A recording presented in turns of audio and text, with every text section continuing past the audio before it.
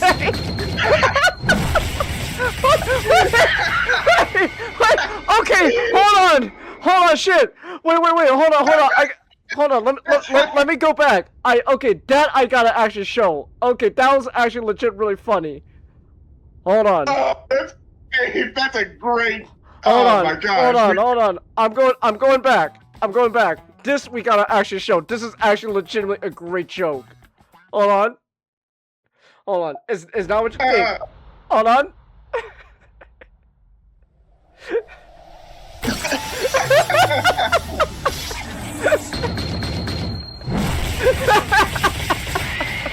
Great. Oh my goodness.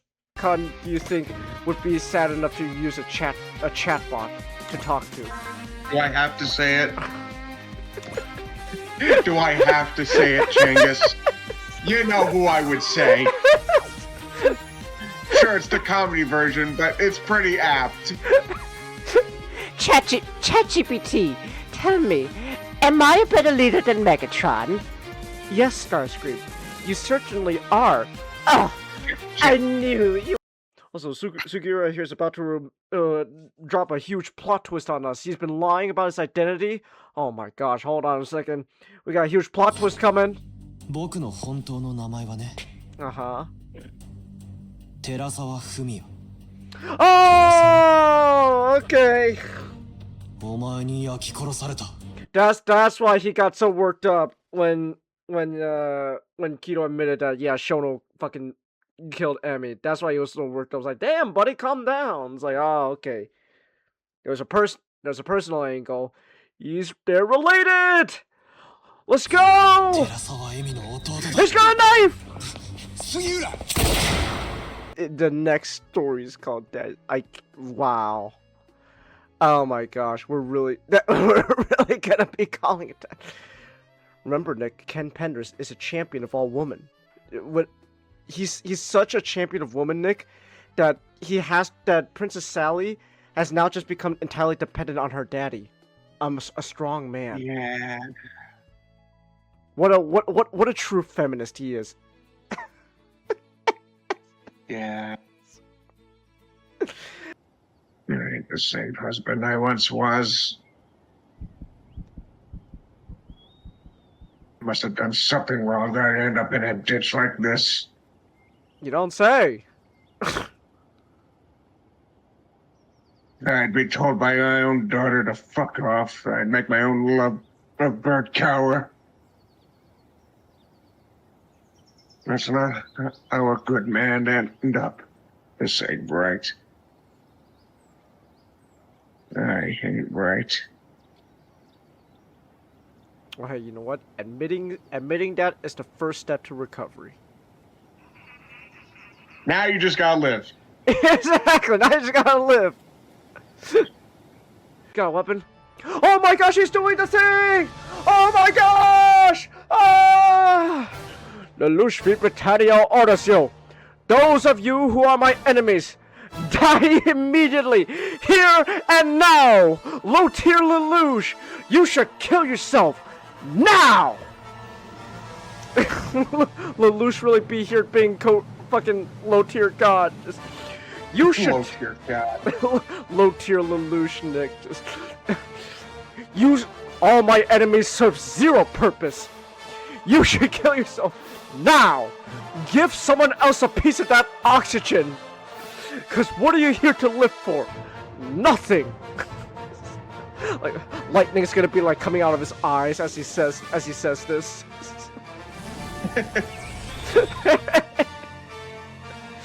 Oh my gosh.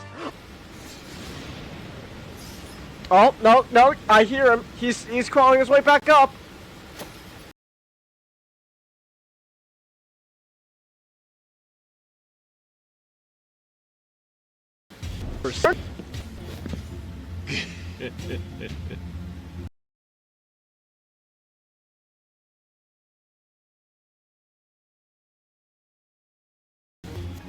Oh, this one! Okay! We got a phase 2!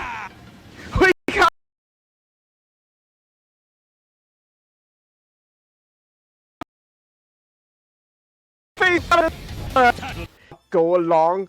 I'll need to know if my other option. Ah! Oh, let's. Yeah! Oh my gosh! Ah! Oh my goodness, Nick! He's bringing the skunk back into a.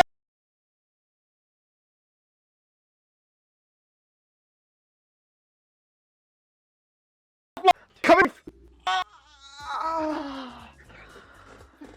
I hate this so much, man.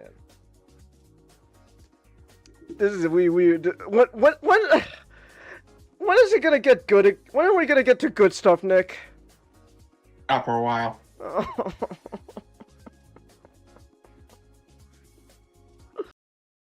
2.5 years later.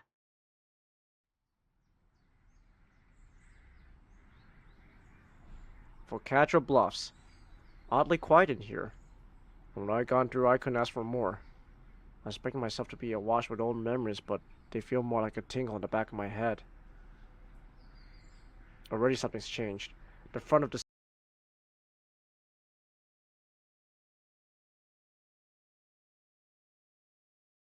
face of the under strikes my eyes. That's he lost his arm. Damn, he got a purple heart. Ah, shit. Sorry. I don't know. Speaking of fetishes, want to talk about rats? What type of segue is that? What the That's very interesting. Whoa! I never expected gonna- you to be the type of guy to make that segue. Whoa! Okay. ハドデック9の副作用は被験者に激しい頭痛を起こさせ Oh, it's the 眼球を青 eyes! く染めます That's why they gouged out the eyes! そうなってはもう助からない青く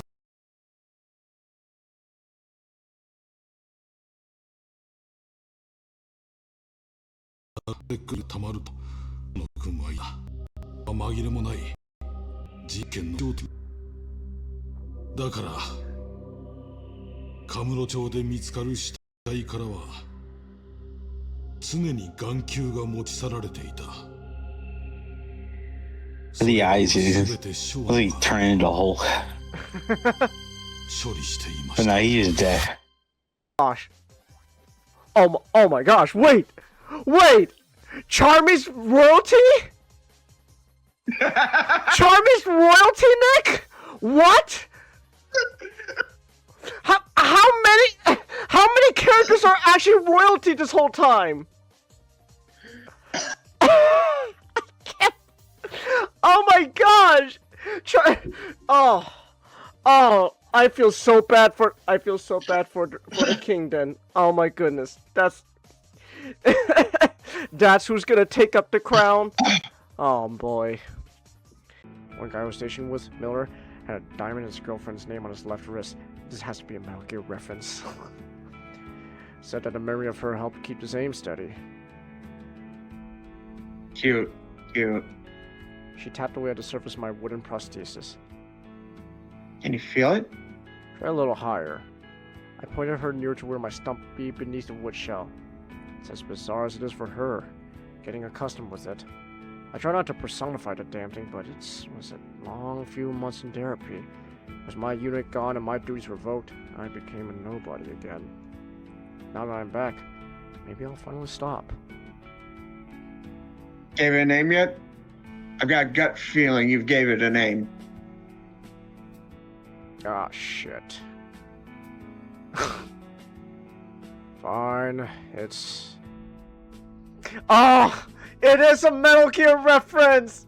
But anyway, so back to King Arthur. Back to King Arthur. So, Sorry, Arthur, you got a license to pull the sword out of the stone. You got a license for that, mate? well, we're not. So here's the thing: we're not talking about King Arthur. We're talking about one of his knights. But Excuse me, the Gareth. other source that I wrote.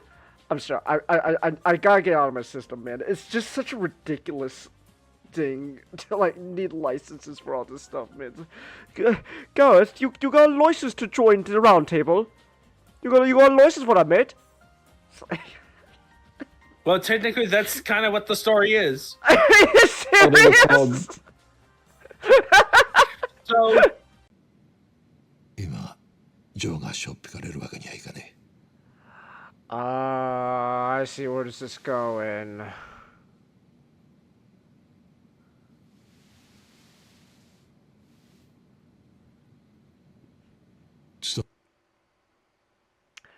Not.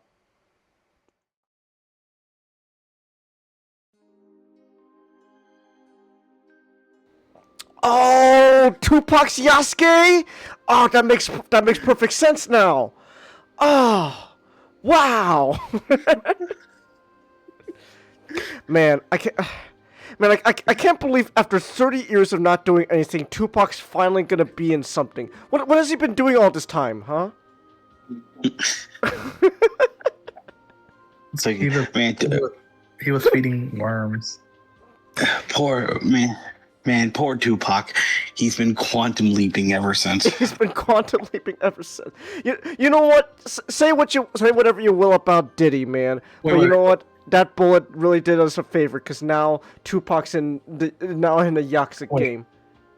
Wait. You mean Tupac was Isekai? No. Wait. What?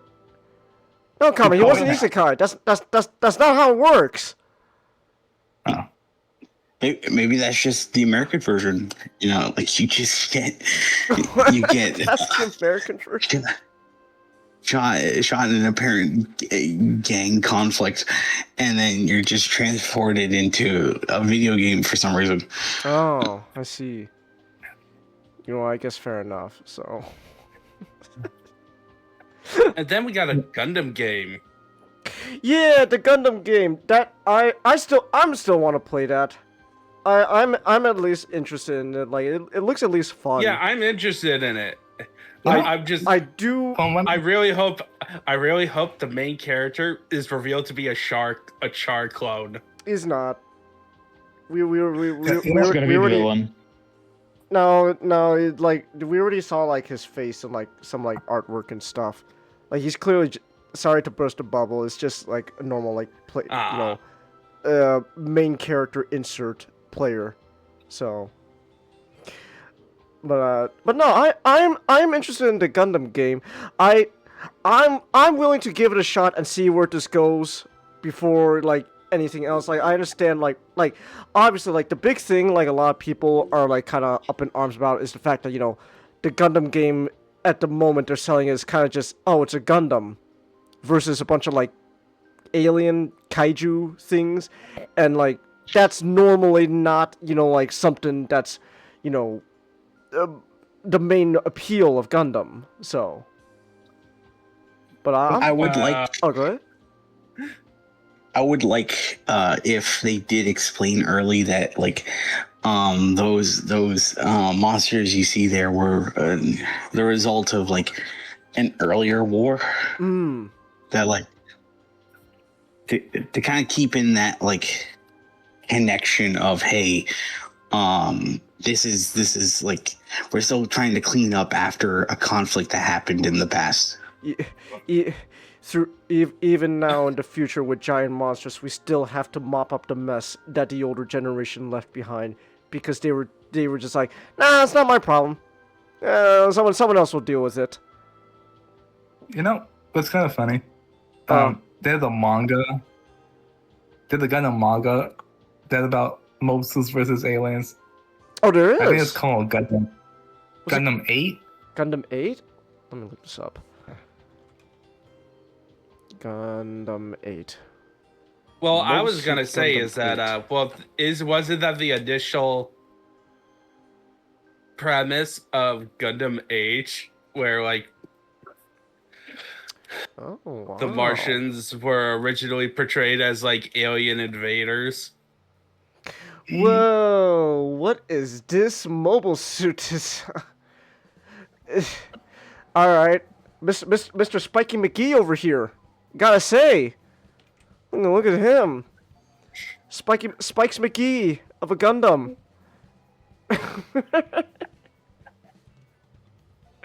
That's Yeah. it's definitely an interesting take. All right, it's just. Yep. Oh, you're gonna say something? Not? I'm sorry. I was like, you're gonna poke your eye out with that thing. I know. You know Okay. the funnels. They're funnels. Hold on.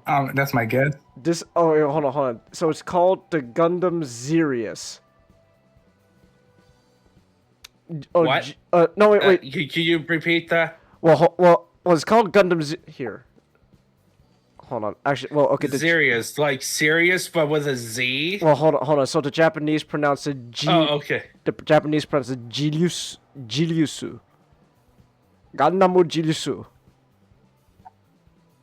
So, Because it sounds like somebody is trying to say this is serious, man. Zilius. Yeah. It seemed like it acted as both a heat sink and like crystal-like funnels.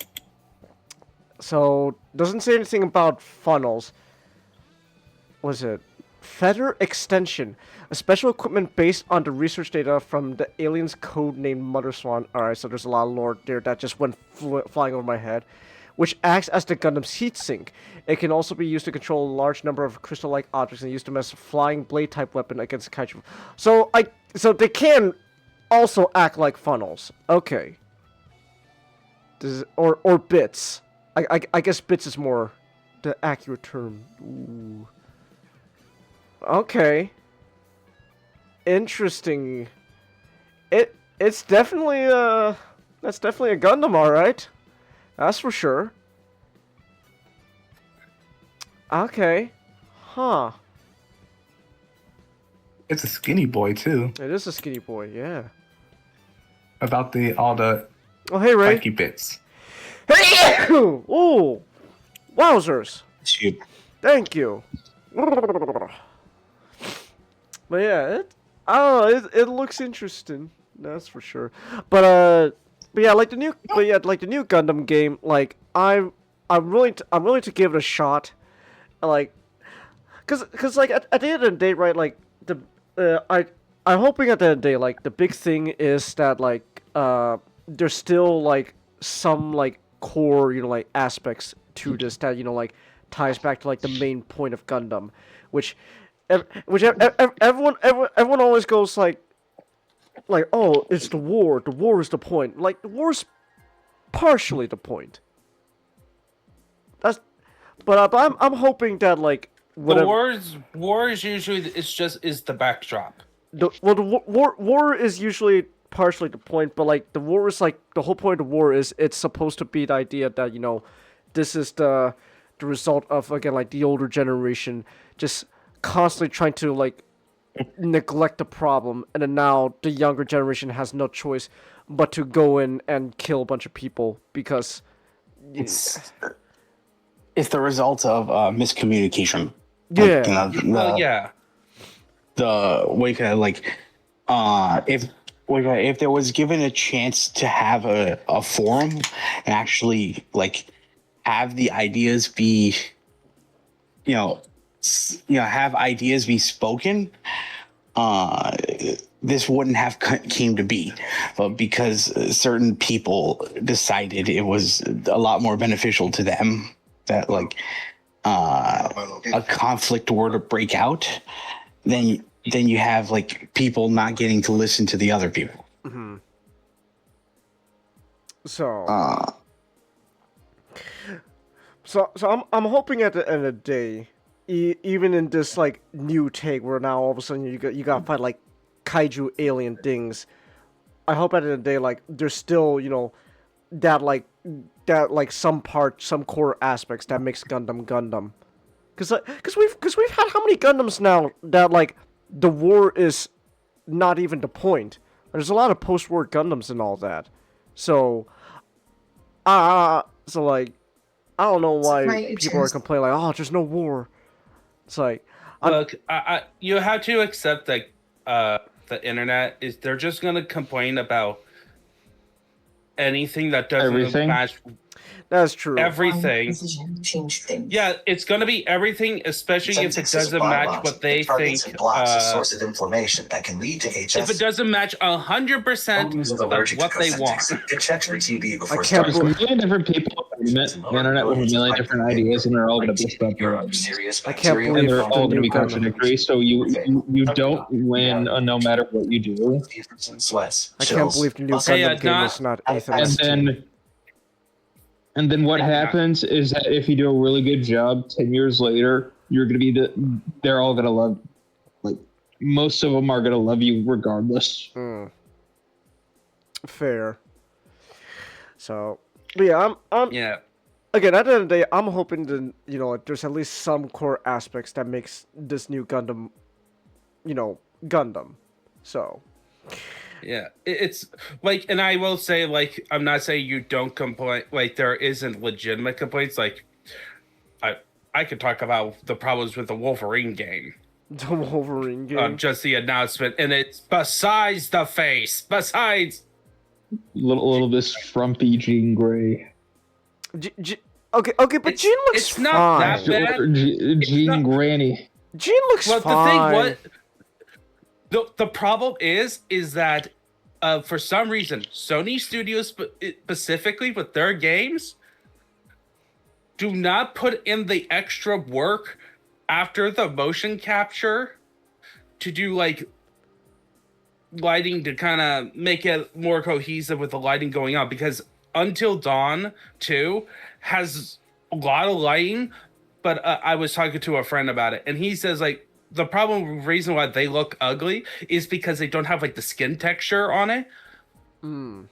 Like for some reason, which Sony is not that fond of. Like they are really wanting to sell the fidelity of their software so hard that they don't want that. They're encouraging their studios not to go back in after motion capture and after all the other stuff to make it kind of polish it up.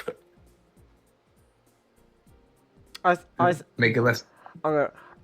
Because the look is like very similar to like the Virtual Fighter. Virtual Fighter has like a similar like I had that a little bit of like that bright color on that, and then like I used 007 First Light. Like they use like realistic faces in the game, but they changed it up. I'm gonna say something that's gonna be quite like a normie take right here. I think the Wolverine game looks fine. Like that, I honestly think it looks fine. I really don't see the big problem.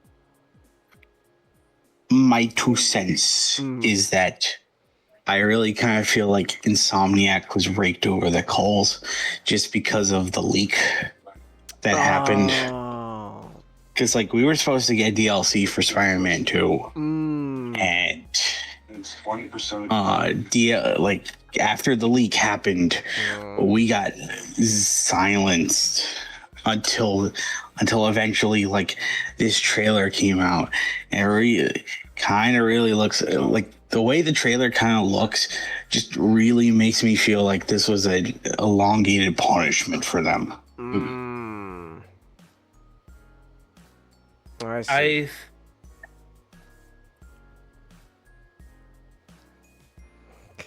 Yeah, but like for me, but my main thing, the stuff that I like, I really concerned. The first thing I saw in the combat is just that combat.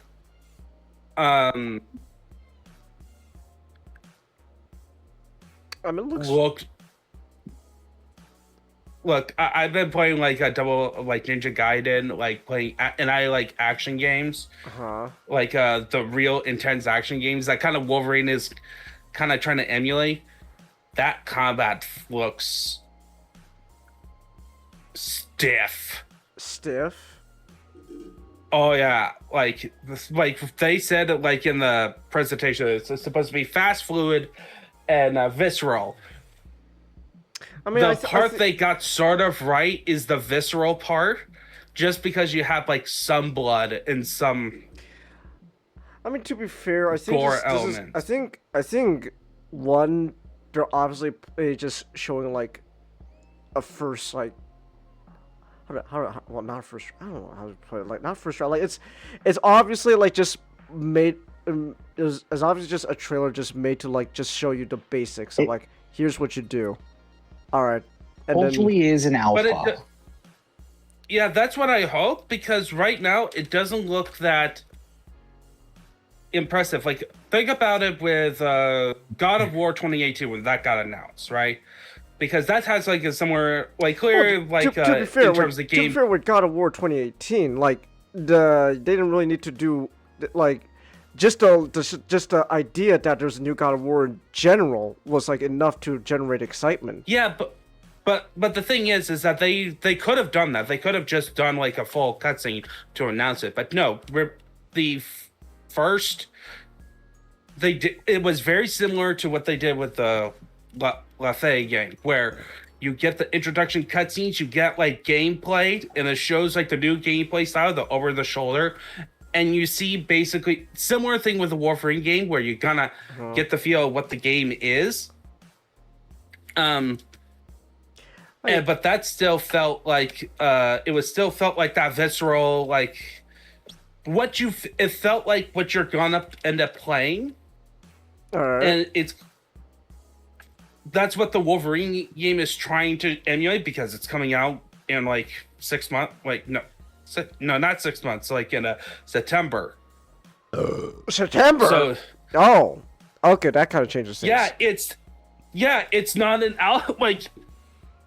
Okay, that kind of changes things, because that means they gotta if it is like just a non-finished product that is showed, they gotta gotta hop right on it then. If it's coming out September, like hop to it. Okay, that kind of changes things. Yeah, and so for me, it's like the main problem is that with the Wolverine game specifically. At least for me, people who kind of play a game, there's already a Wolverine game that matches that description of fast, fluid, visceral. That is the comparison point, and it's the Wolverine X-Men Origins movie tie-in game that people Wolverine actually game. love. It's funny. Yes. Actually, that's funny. Nick was telling me about it last night, and I watched like some stuff from on YouTube. That game looks awesome, dude. Logan's tearing them apart. Like these guys are literally like begging for mercy every time they're about to die. It's like, no, please, no.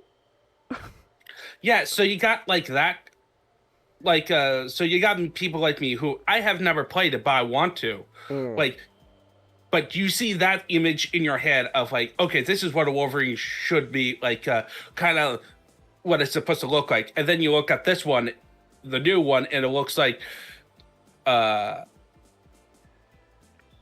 trying to do the God of War 2018 route with a lot more scripted set pieces on that. And clearly there's some story elements. And also, in the terms of story... Insomniac is doing what they haven't learned their lessons from Marvel's Spider-Man 2 of, hey, let's reinvent the wheel again. You think Logan's gonna put on his anti-Sabretooth suit for the first time in his 10-year career? I don't know, like, because for me right now, what they show me is not like, okay, how is this specifically a Wolverine story? Like, for me, the image of like, okay, we're gonna make a Wolverine game. I mean, is from the Wolverine miniseries by everyone's favorite X-Men writer, and then comics craziest artist turned writer, Frank Miller. Mr. Miller, let's go. Like, for me, that the image of Wolverine fighting a whole bunch of hand ninjas. Is for me is like, okay, that's Wolverine's story of like it's either his solo stories are him as either going to do Black Ops stuff for like Shield or some agent stuff, fighting the Hand for a personal reason, or dealing with Weapon X. That's like the general 3 story paths that you do a solo Wolverine. You build a solo Wolverine game. And it looks like they're not doing that. They're doing Wolverine as, I'm going to assume what's going to happen is that, oh, he's part of Team X, and Team X is going to become the X-Men. And Wolverine is going to end up becoming the leader. So it's Wolverine the X-Men! When they're going to find Charles Xavier, turns out he's in a coma, and he's going to get messages from Charles Xavier 10 years down the line, and it's Days of Future Past. Sorry, Logan. No, wait. Sorry, Scott. You can't be part. You're not in charge of right now. Well, when can I be? I don't know. Eventually. You're just gonna have to wait your turn. Well, they're gonna make an official X-Men game, and then it's gonna turns out to be Avengers by Square Enix. Then it gets canceled. Then it gets canceled. Wow. And it's gonna get leaked, and then Insomniac's gonna get caned again. And the cycle continues. And there's a lot of shit that's just being leaked at the moment, man. It's crazy. So many like leaks are happening. Like, Your doctor if you that just reminds me. Like, that reminds me real quick before, like, okay, we do actually, like, we should get into our topics just real quick. I just want to mention. Yeah, it is a little bit. I do want to mention this real quick before I forget. Like, just speaking of leaks, like, did you hear that, like, the people who leaked the Avatar movie are now, like, straight up just saying, yeah, we're just gonna probably just leak a whole new series too. So, like, the new show that they're, like, working on, we're probably just gonna leak that too. Like, they just outright said it. Yeah. It's crazy. So many leaks are happening. Now they're just gonna say, yeah, we're gonna just leak a whole show now. Yeah, and I was just surprised, like the voice actor, like going on like his little rant about Paramount, and then just say like, oh yeah, he used like specifically like a series about anti-fascism. Is like, I don't get that, Avatar. And then I ended up looking up like to see like the executives, and it's like, oh, the CEO is on the Trump camp right now. That's why. I think of course it's I think it's like, I'm gonna be honest. But at the end of the day, there might be some truth to what he's saying. Who knows? I think at the end of the day, though. Oh yeah. I think at the end of the day, though, what really for me, like, if it is like an executive higher up problem, I think it's I always like to assume it's never. At the most part, is mostly incompetence over malice. I highly doubt anyone's gonna just maliciously go out of the way to like, yeah, fuck Avatar. I hate this shit so much. Like they obviously have to know the potential in that franchise, how much money it can rake in. It's probably less, oh, they hate the series. More just, no, it's just probably some incompetence more than anything else. They're just incompetently handling it. It's short-sightedness, most likely. Yeah. They are just, it's... So, because most of the times, if you tell people in that industry of like if they hate a project or something, it's gonna come out. Most of the time, because they will say it explicitly. Oh, excuse me. Yeah. So, but yeah. I think it's less, malicious. They hate Avatar. It's like more like it probably is an executive level problem, but it's more just, again, like short-sighted incompetence than over like outright maliciousness.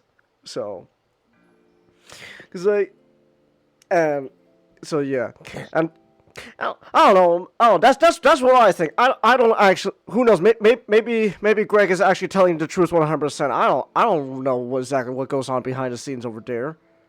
I don't know. Maybe he's right. Who knows? So. I think this whole thing just started because of apathy, and now people who are really passionate about something that they hold dear, are kind of like left to rant on the internet, and people want to make it into some kind of political thing, but nah, it's just it's something worse.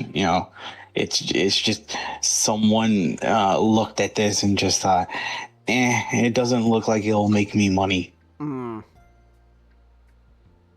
Yeah. So. Yeah, the dreaded. It's worse than personal malice. The gears of capitalism. Oh, capitalism. Oh gosh. Oh, you said the C word. Gosh. Oh, Which C word? There's multiple. Capitalism. If only Comrade Stalin was still around. Oh no, you did the other C word! Oh gosh! You're a communist? Oh no! I said the C word. Oh man. I'm sorry, you're right. We gotta make sure Lenin wasn't thrown into the Lazarus pit.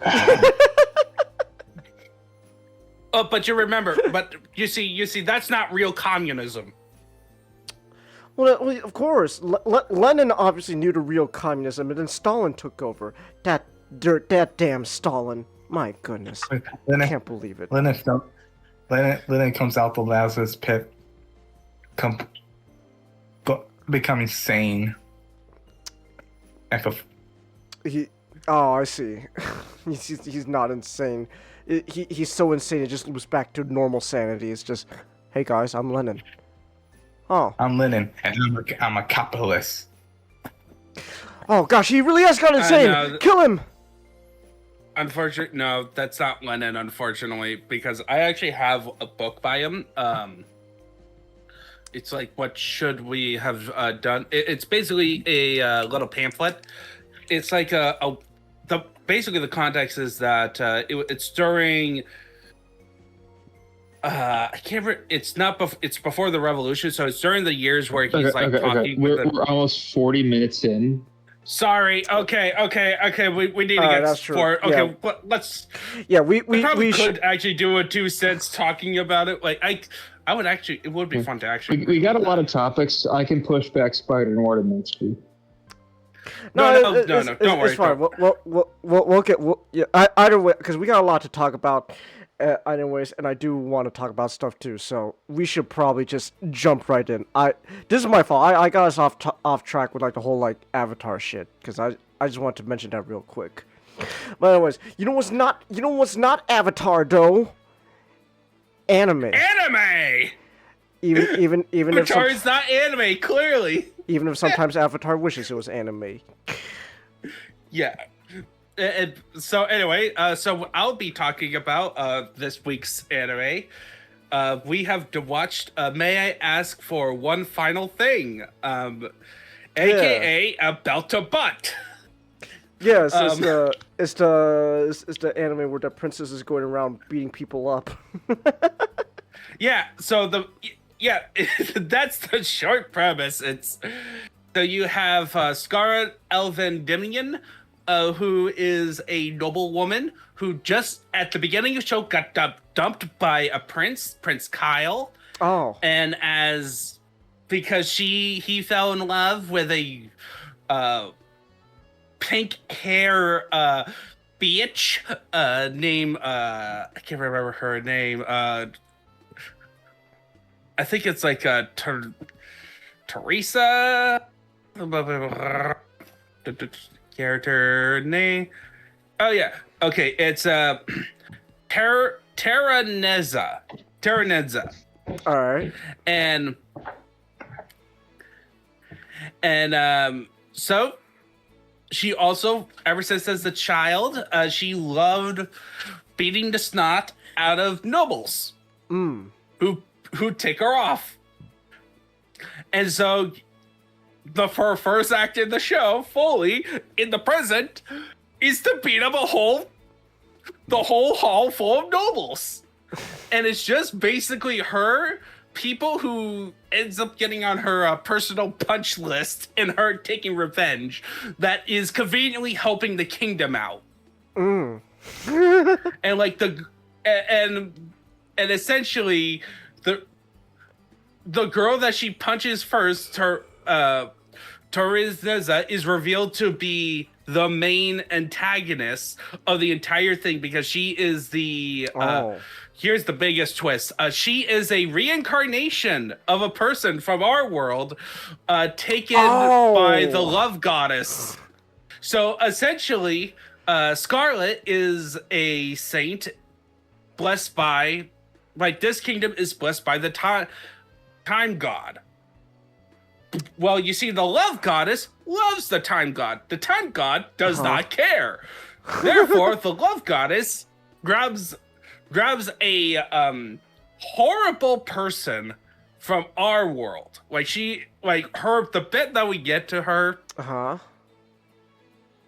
is just nasty woman, where she is like the one that no one notices, but she is super bitter about it. Oh, I see.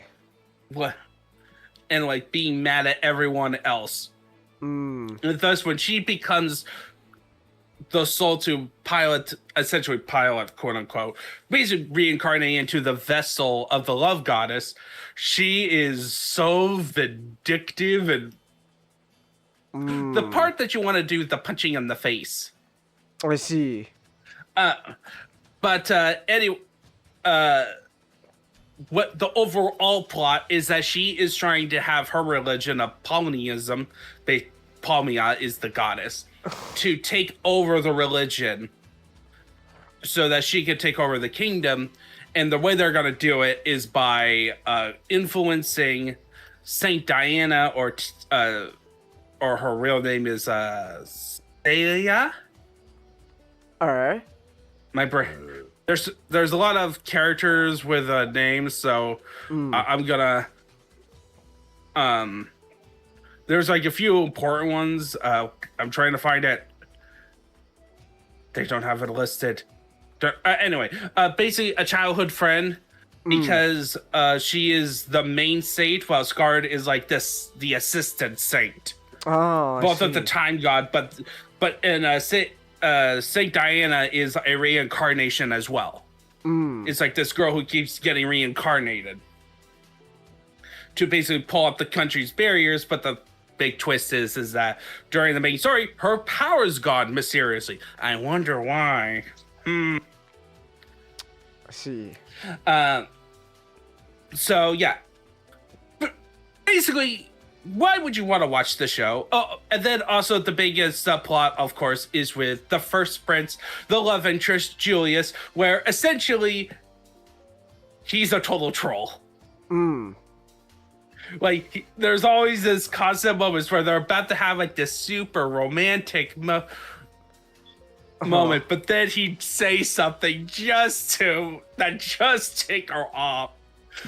Up to the point where at the end, like, even though they confess their love for each other, she thinks that he manipulated the entire thing, the entire setup, to activate his power. Because his special ability is basically the power of simping. Or what? Basically, if he falls in love for the woman that he loves, and she reciprocates that, massive power boost. I see. So technically not simping, because simping is usually one-sided. So, but anyway, she thinks that this was whole thing, and she ends up punching him out doing the Team Rocket punch. At the end, like, that's the series how it ends, like the last frame, like she winds up to do the punch, and then they do the credits, and then it ends with him flying to do the star thing, blasting off Busting off Anyway. again. It's funny. It is funny on that. But anyway, why would you want to watch this? Well, it's a comedy, of course.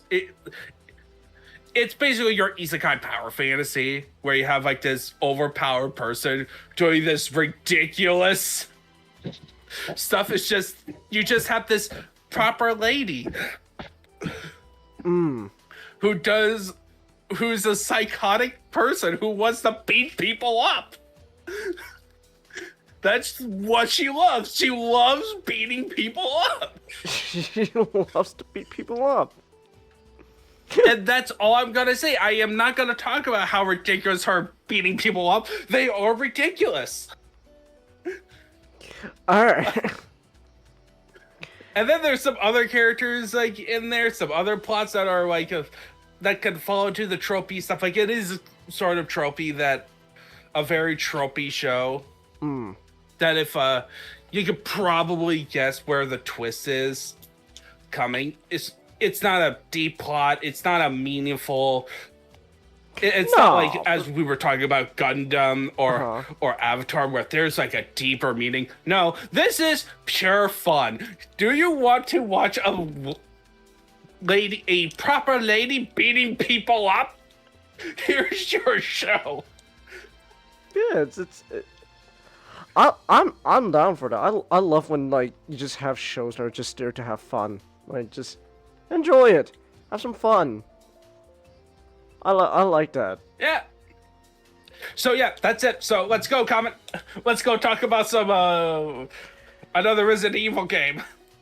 The evils are getting resident. Wow. But now there's revelations in these evil residents. Holy shit. So where is the where should we do the obligatory? Hey, let's talk about Code Veronica. Hold on. First, Resident Evil Revelations. It was released in 2003. 2003? It was released... No, 12. 12. Okay, I misheard you. Well, for the... Wait, no, scratch that. For the 3DS in 2012... Wait, you played a 3DS game? For the PlayStation and Xbox in 2013. Ah. Yeah, this game has a weird weird release thing because wasn't there like a Wii U version as well? Yes. Wii U. Before? Wait, 2013. Wait, so you played a Nintendo 3DS port?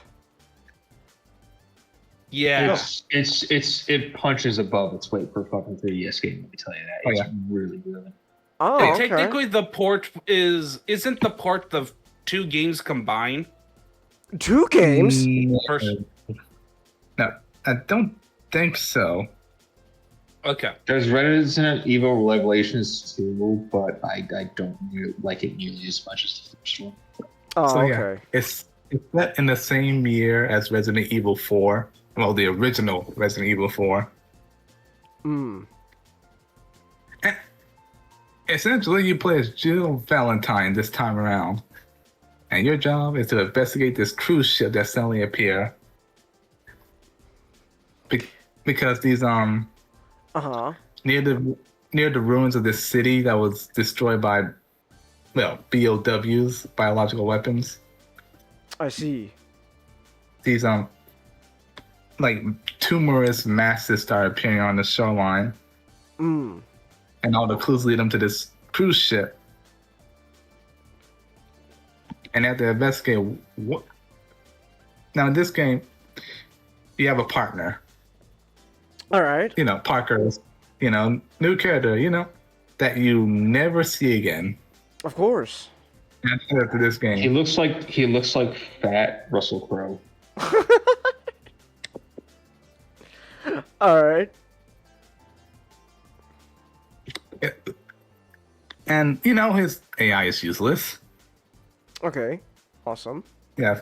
But it's clear that they refined the Resident Evil 4 gameplay. It got a very arcadey feel to it. Hmm. Which makes sense because there's a mode called Raid Mode. All right. multi. You know, yeah, fine. So it makes sense. And at times with the cutscenes, it feel like it belongs in an arcade game, a railgun shooter. At times. All right. It's like, yeah. So you're doing this investigation, and you know, as they investigate, you eventually meet up with these other agents from this rival organization called the American FBC, which is the Federal Bioterrorism. The Federal Bureau of Control? No, the Federal Bioterrorism Commission. Oh, those guys. Okay. Those guys. We have so many FBCs in America. Oh, and a little thing about the city. It was a Mediterranean city called Terra Giriga. You know, it's the city of the future, artificial island city, powered by solar energy. That sounds like the beginning of a Bioshock plot. And then it got attacked by this like terrorist organization called Veltro, which started out as a fraternity, a college fraternity, that was radicalized by their college professor. Huh. Was the professor happens to have the last name Wesker? No. He's like, the sins of the world must be cleansed and all that. All right. That's fun. Yeah, but that's like a subplot. So they go investigate this ship, believing that Chris was captured on this ship. Oh, I see. Because that's the last place where he disappeared. And now the enemies. Now the new virus in this game is the T-Abyss virus. T-Abyss virus. All right. Essentially, they found a virus from that inside this deep sea fish, and someone thought, Oh, okay. what if we combine this with the T virus? Of course. Well, duh. Of Genius. Course, that's actually brilliant. Exactly. And you create a bunch of fish zombies, well, called ooze. Fish zombies? Well, more like deep sea creature zombies. The virus liquefy, turn your like body into like goo. I see. And what make them annoying is like they're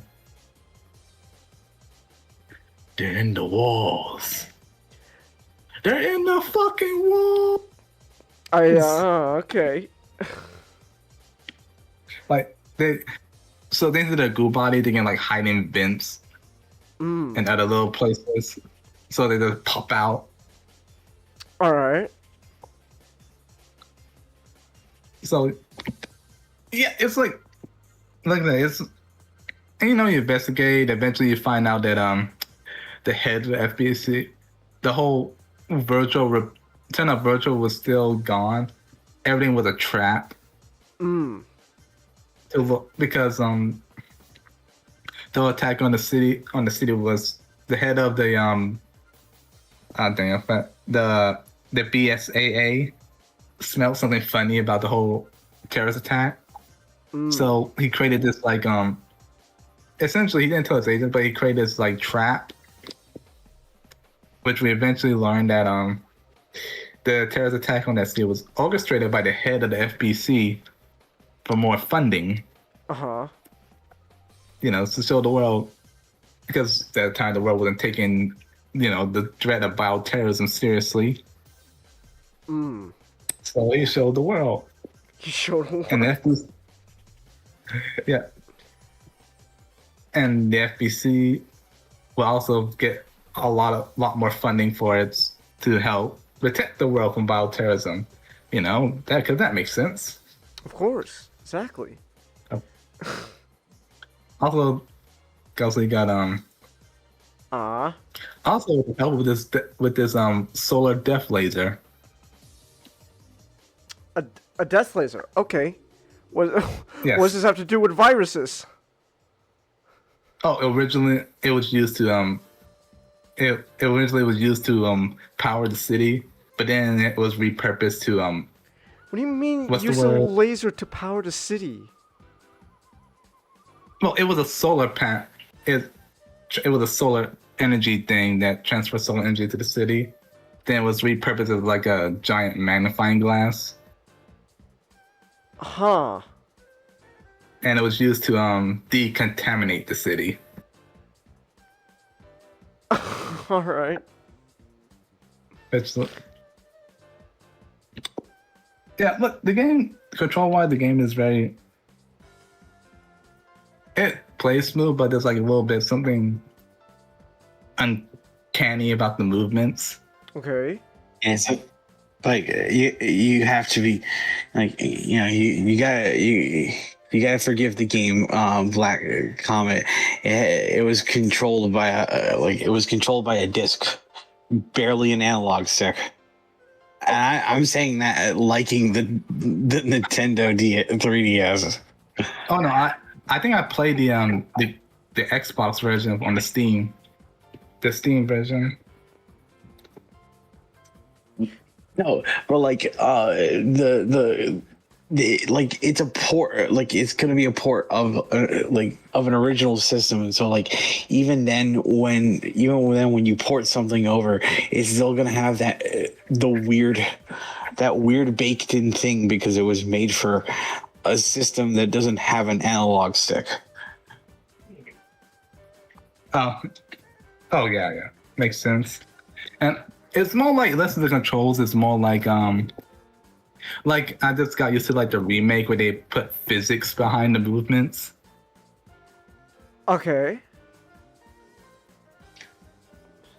Like in the remake of 4 when Leon moves and runs, there's a bit of a what's the word? How I'll put this? His weight. Yeah, there's weight. Well, I was able to defeat my enemies because of my weight. Revelations, the movements seem a bit too like there's no weight behind them. All right. Like they're skating on ice a little bit.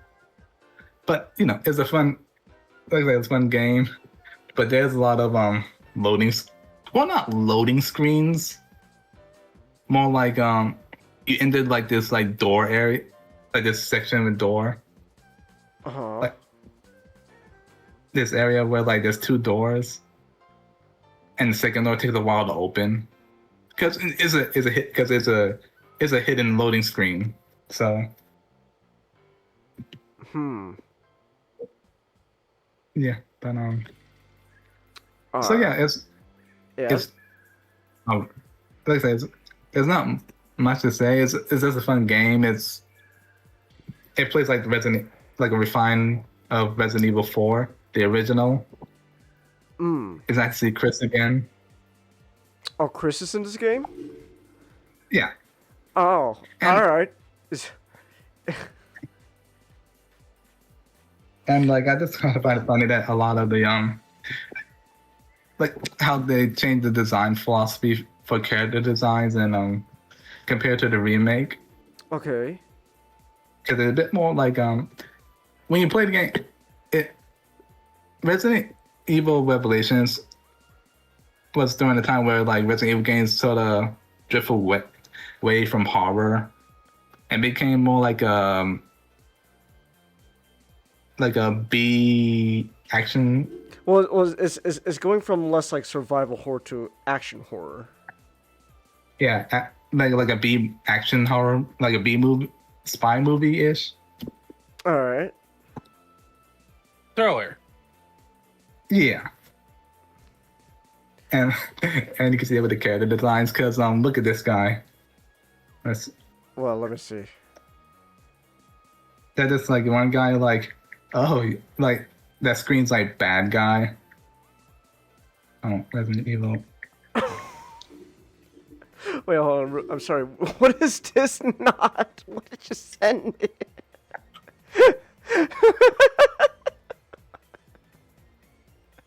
That's great, actually. Thank you, Not, for that wonderful image. That was really cool of you. So, sorry, Clark, but unfortunately, Lex's bunghole only belongs to the bat. What was it? I was trying to say. Oh yeah, actually, hold on, real quick. I do gotta know. So this is a 3DS port, right? So Yes. what did it do with the bottom screen? Cause you know with 3D, because you know DS, you got two screens, right? You got the top, which has the gameplay and stuff, and then like the bottom screen is usually like some kind of like other like menu thing, I think, or like that. Like so, like it's like the bottom screen now like just like a pop up like thing with a press of a button. Does it like hide away, or when you're playing this on like PlayStation on like your TV, does it have both the top and bottom like stacked on top of each other? Yeah. Fonts and the bottom screen was just like your weapons loadout and your map. Okay, so it's not just only the top screen that they show, and then like the bottom screen pops up. Like they show both at the same time. Yeah. Okay. Okay. I just want to know how they translated that, because you know it's a port of a DS game. So. Okay then. And here's the guy. Yes. Here's the guy, and you thought he was gonna be the bad guy, drop the whole thing. Look at this dude. What is that is some red ass hair. Damn, buddy, you got some gold at the end of the rainbow, buddy. Man. Oh yeah, and then I He looks like a fucking Joker to me without. I was thinking that he looked like a Joker. Like he just make him hair green, make his skin white, get him red lipstick. He just look like a Joker. But then it turns out you thought he was a bad guy, but then he doesn't do it. Trailer then turns out at the end, him and another character named Jessica were in cahoots. Oh no. Working. Like, you didn't know till after the credits of the game. Oh, okay. Just, you know, they snuck out with the TADC virus. For this. And apparently it turns out they were working for Tricell, which will appear in Resident Evil 5. Not these characters, though. No Archie Sonic. Well, it's Saturday. Well, it's Pink 7 Saturday. Saturdays are podcasts. Sundays are usually Sonic comics, which may or may not happen tomorrow, depending on someone's mood. So, but no, it's Saturday. So every Saturday we do our podcast, or at least try to do our podcast. It's been 3 weeks off of one issue. Will, I'm aware. It kind of just depends on someone's mood here. And also the fact that I'm getting a sore throat. Oh, that's right. You do have a sore throat. Shit. I'm gonna be playing Sonic Heroes tomorrow. That's our treat to you. That's there you go. That's our treat. Get to. All right. What? Well, look who decided to show up. Huh? Hi. Hello. Oh, I see. Mr. How? Now you show up. Okay, then. All right. Apologies. I decided to take a small nap, and I may have overslept. I see. All right. Anyway. Yeah. Anyway, so... Yes, comment? Oh, sorry. No, I was saying also...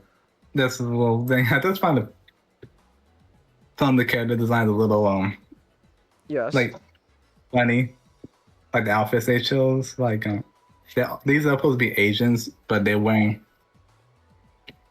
Asian agents.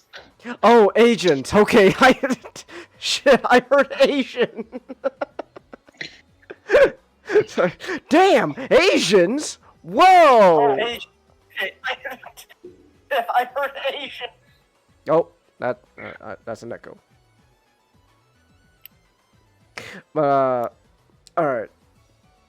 Anyway, so like Rachel falling and just. yes. Oh, sorry. No. Oh no, that's. I just kind of found like Jill is like wearing this like tactical wetsuit, but then Rachel Foley's over here, and Jessica's like hers is like kind of Goddamn, zipped Rachel! down. You're gonna catch a cold. Cover them up. You're gonna get a sore throat like Nick here, man. And Jessica has like how are you swimming in the ocean and you have one pant leg missing? She just she's just got And then- one thigh just exposed. That's a And little then silly. and then the thing that the other two pictures of her when you first play as Chris in the Arctic. You know, Chris is wearing this like heavy Arctic gear, and she's wearing high heels.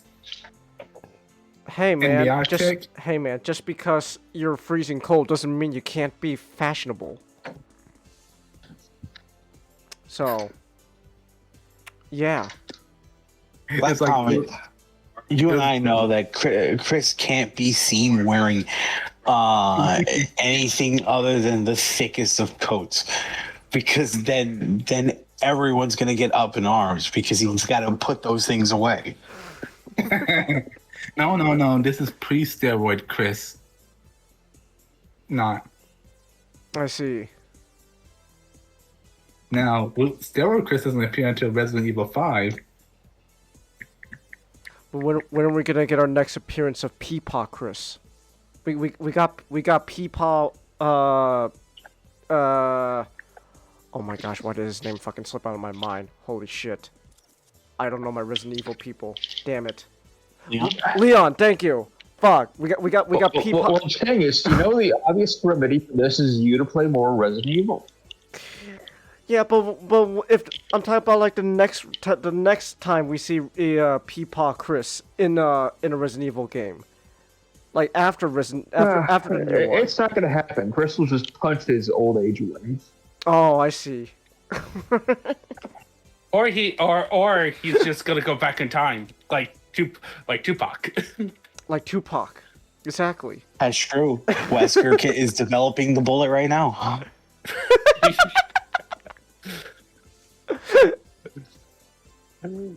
That's great. I was saying. Oh yeah. So. Yes. Oh, I'm just saying also there's some reason these cruise ships have like laboratories on them. Well, you know. Well, they're Umbrella, right? So of course they're gonna have laboratories. Oh, funny enough, they used to be owned by Umbrella. Well, a subsidiary of them. Oh, it's a subsidiary. Okay, I see. You know, they had a side business doing cruise ships. I see now. Before they had to sell everything for their lawyer fees. Okay. And you know who designed the ships? Who? The same guy who made the Spencer Mansion. Whoa! Damn! Somebody give that guy a raise. He went from houses to ships now. Damn. Oh, he's dead. Oh, well, shit. Never You know, mind. he died before when Spencer. He died when Spencer when he finished building the mansion. I see. For Spencer, but you know, gotta get rid of the evidence. Gotta get rid of the evidence. Yeah, but I guess it's kind of funny that he designed all these like every like house track was designed by him in some way. What do we do to make Butter look scared, Chelsea? I don't know. He just froze up, man. He just froze up. No, I'm here. Oh, never No, mind. I'm here. There you go, Chelsea. He's fine. So, all right. So Is there play the game? Oh, what were you gonna ask? Was it? Oh yeah. So you said this is a PlayStation.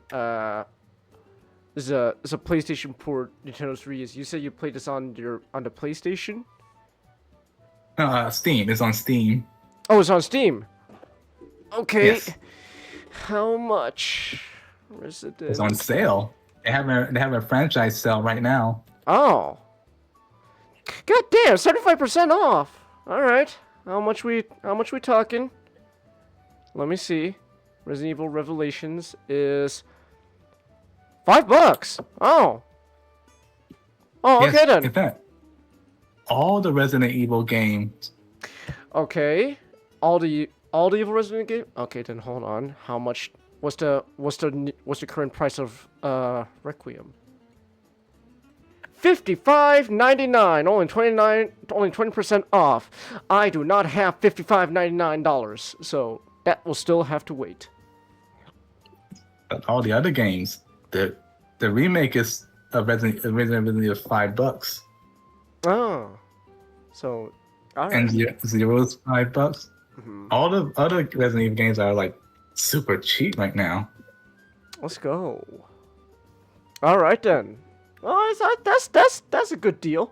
I say old games for like $5. That's on Steam. That's pretty good. Yeah. All right. Okay. What to say? Oh yeah. All right. So we've been going now for about an hour.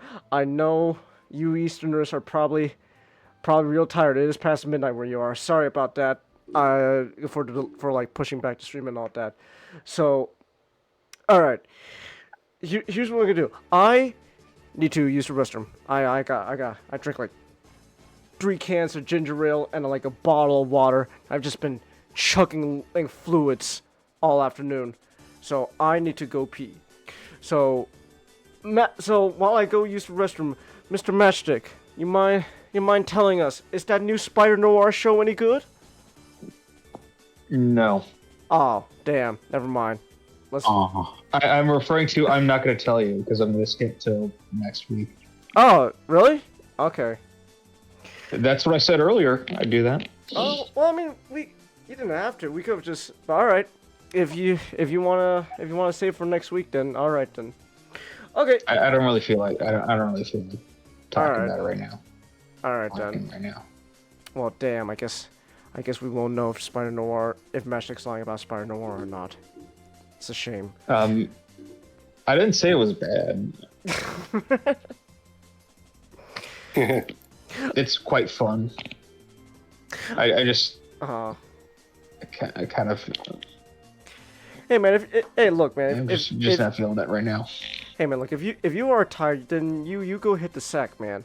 That's perfectly a-okay with my book, man. If you gotta go to bed, then you. I don't feel sleepy. Just. All right.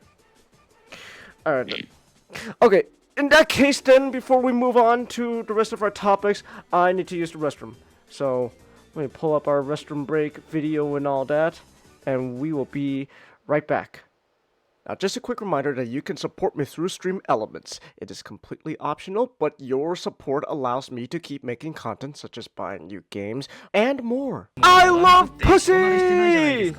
Gee, buzz, gosh! Oh my goodness! I see what they do with the character design here with this lady. They just decided, all right, you know what? I don't know. I figure I might as well. I don't know why it just come to mind. I might as well ask Baby Hitler debate, because we're talking about babies, Nick. Baby Hitler debate. You gonna do it? You see Baby Hitler? You gonna take that? You gonna take the shot? Bless you. You know what? That's gonna be my answer. All right. Interpret that as you may. After I was infected by deadly flower blossoms.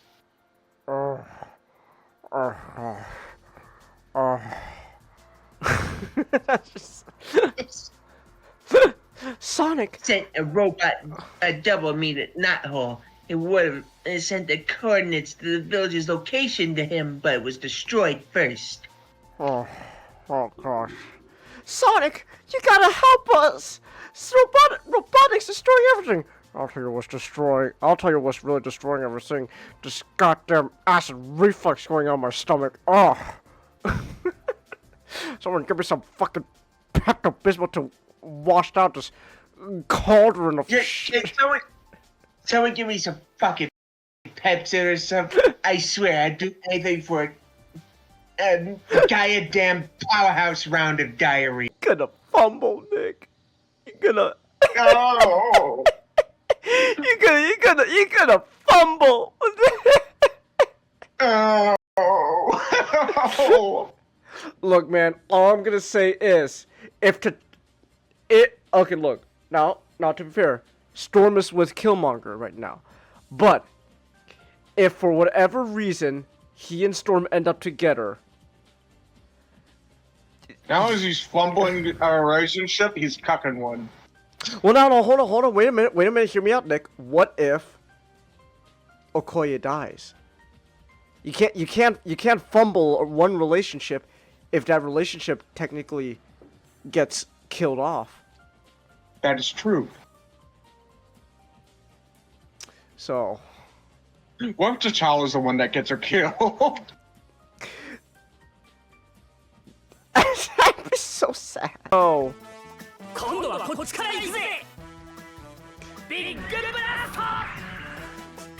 my gosh. He's pulling his missile out! What's he? Oh my gosh, is Combattler V kissing the enemy? They're kissing! Let's go! What's he going to do now? Oh! He's pulling his missile out! Superpower so we can fight for real.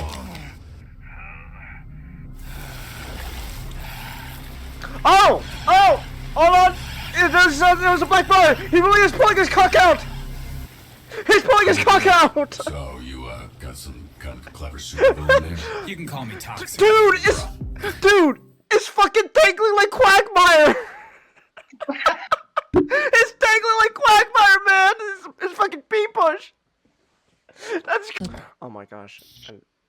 It's in front of me this whole time. Kuro raincoat. Kuro is black. Kuroiwa. I'm not reaching. I'm not reaching there. That's not a coincidence. Oh my gosh. It was in front of me this whole time. I'm a genius. I'm so smart. Oh my gosh. Nick, am I smart? No. Okay. Do you think I'm smart, not? Well, I do think you're a savant.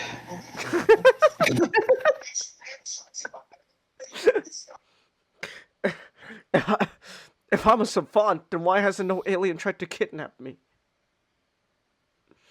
You don't have because that movie is terrible. Oh my gosh! No, wait. It's not. Maybe it's not necessarily the Exodus part, but this could be the fucking part where the Jews had to wander the desert for 40 years, just like the Bible. Oh, Kenneth Penders. Oh, you stupid idiot of a man. I love you. if that's the direction we're going, oh my gosh, Mr. Penders, you're stupid. But man, oh yeah, Wolverine's just really good. He's got solid range and he's got good mobility. Like this little midget dude's going ham, man. Wolverine, yeah. Look, he is a short king. He is a short king, man. My short. I'm doing really well with short king at the moment. Oh gosh. Hiya! Oh my gosh. He's dead. He's dead already. That's great. That's not what I do. Logan, stop! He's already dead. I'll be right back. I have to go. I'll be right back. I have to go grab food. Alright. Oh man, I'm doing so much better with Logan than She-Hulk. He's just like a Bumblebee from Transformers. And he's got this big ass horn. Oh my gosh. That Jaguar, they're flying at low altitude, so you should have a chance to engage. Understood. I'll give it a try. There's your chance. Damn Jet Jaguar. No more to the right. Just imagine Bumblebee having to hold like Cybertron Metroplex's fucking weapon. Oh. That'd be great.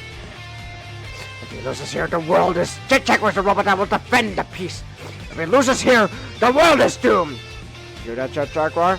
I will rise to the challenge. 怪獣が来るぞジェットジャ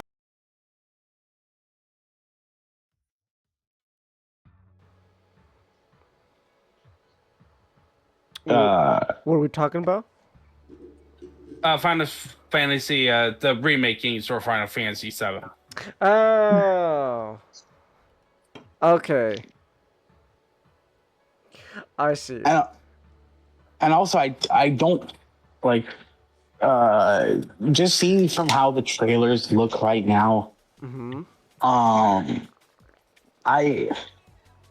It's kind of sad. Like it is kind of sad. Like well, it's kind of telling that they did what they did in like Rebirth, where they hyped up the fact that like Zach got to live, and he's not even in the trailer. Huh. All right. For a game that wanted to try to like lean away from just being Final Fantasy VII again, it has an issue where it's just repeating the ending to Final Fantasy VII. Well, because they had an idea of how to change things up and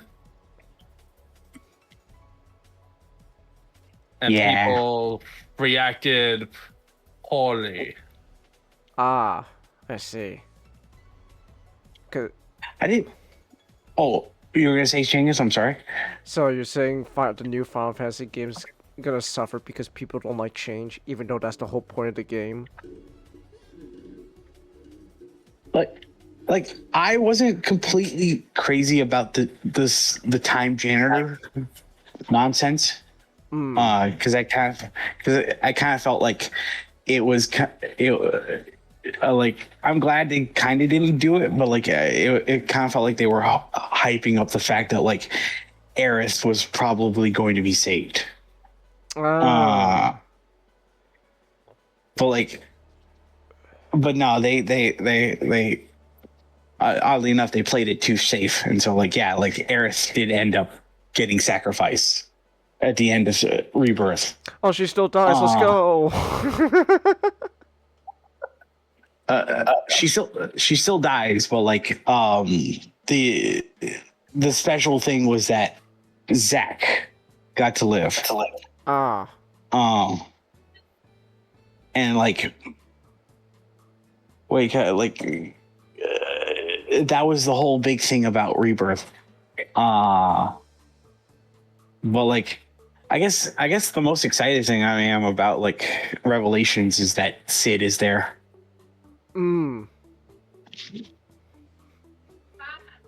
All right. To be honest, I'm kind of sad and a bit relieved that we didn't get like Kingdom Hearts 4 news. Okay. I think that would have actually made me excited. Like that would been like the shocking announcement that I would just like be really happy about. I see. Alright. Damn, it's getting hot in my room. My gosh, I hate this. Let me turn on my fans. Alright. Okay, I can't. No, you stupid fan, don't rotate that way. Come to me. Come to Papa and cool me off. Stop with this. Yes. There we go. You okay, Ninjato? I'm good. I'm just a little bit annoyed right now at work. Okay. The way this combat arena.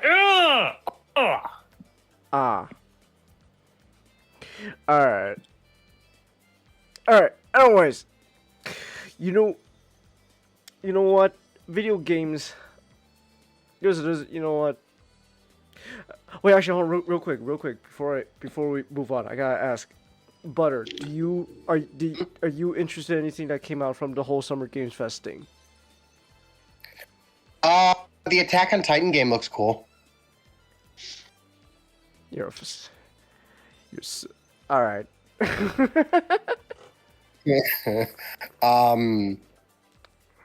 I can't remember anything else that came out other than that. Probably wasn't paying attention. You're not excited about Godzilla Destroy All Monsters being remastered? I've never played that original game, so I wouldn't know if it's good. I don't have the same connection to it, unfortunately. It looks cool. I'm not gonna I won't deny that it looks cool. It's a Godzilla game. That's all you need to know. Yeah, that's true. That's true. It's Godzilla. You're gonna have a fun time. Just play as That's Godzilla, true. beat up other monsters. Yeah, that's fair. But you alright? Yeah. Okay. Sorry, recovering from a cold. Oh my gosh, is everyone in the central area of America just sick? You and Nick? Yeah, I've been sick since like last You didn't inhale it. Sunday. Oh my gosh, you didn't inhale any mold, did you? No. Are you sure you didn't go? I'm one of those weird people that never gets sick, but when I do, I get really sick. Are you sure you didn't? You sure you didn't sniff any mold? You didn't go into some weird spooky hallway dimension where there's mold growing everywhere? Are you certain? Does it count if I went there on the VR? No. No, it doesn't. Then no. Then no. Damn. Well, then I don't know why you're sick then. But I hear not going there is a good idea, and I also heard that making movies about it is a good idea. That's true. Making movies about the Backrooms is a good idea, and we got one. We got a Backrooms movie. Yeah, let's go. Woo! All right, that's right, baby. In the year of our Lord 2026, we're finally getting movies. We finally got a movie based off of the famous creepypasta Backrooms. Like the last time I could think of a creepypasta being turned into a movie was when was that Slender Man movie? 2017. 2017. Let's just actually, I'm not gonna say that. Well, no, go ahead. What? No, I probably can't say it. I probably can't say that live. What? But how bad? Does it involve like the N-word or something? No. It's just it's insensitive. Butter. How insensitive are we talking? Death is involved. Oh, dude, that's.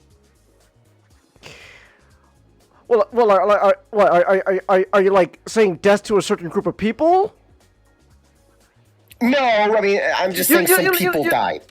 Oh my god! You know what? Just type it to me. Just DM it to me, and I'll determine myself if it really is that insensitive or not. All right.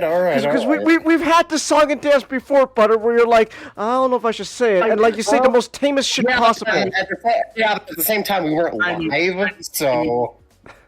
I need to see this too. You know, yeah, send it to Nick too. You just now encourage their curiosity, so you might as well just say it. Fine. I swear to God. Let's just hope that this creepypasta won't end up causing teens to try to kill each other. Oh, okay. You're talking about the fucking Slenderman stabbing shit. Yeah. Oh, that's fine.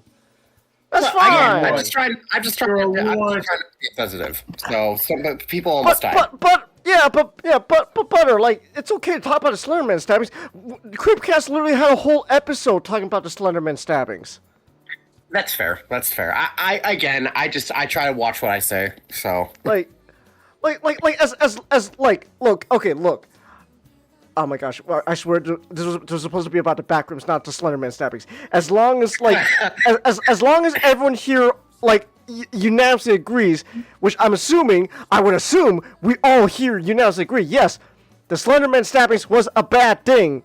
Then it's okay to talk. Then it's okay to talk about it. Like It's true. Like stabbing people is not a good idea.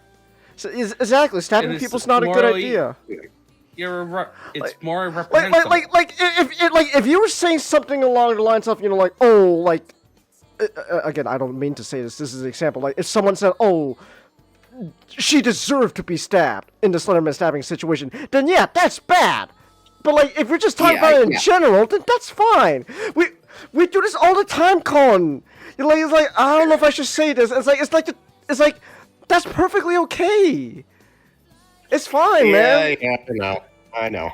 I still like to watch myself when I'm live. That's all. All right. Let's put some positivity in. The victim, if I remember right, she just got her doctorate. Oh, she did. Oh yeah, that's great. The perpetrators are still like committed, which you know they should. Yeah, that's good. Yeah.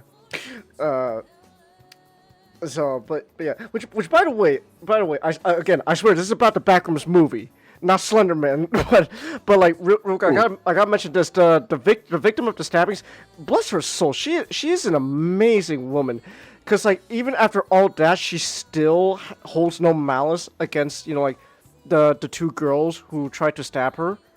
Well, not tried to. They did stab her, but she still holds no malice against them. Like that. Damn, girl, you have the soul of a saint to, like, after all that, go, no, I don't hate them. It's like, good for you. Bless your heart. So. Yeah, agreed. But anyways, the point of all this was, unlike the Slenderman movie, this is a good movie. This is a good movie based off of a creepypasta.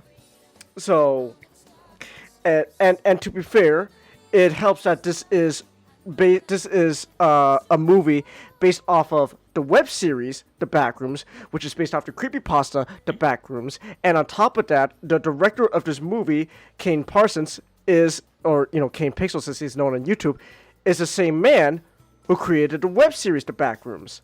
So he also created some. He also created. Sorry, I know this as well. He created these very cool looking like IRL looking Attack on Titan footage. Yeah. He's known for like Kane's been doing a bunch of like this stuff on YouTube for quite some time now. He does really good stuff. Really good stuff. Oh yeah.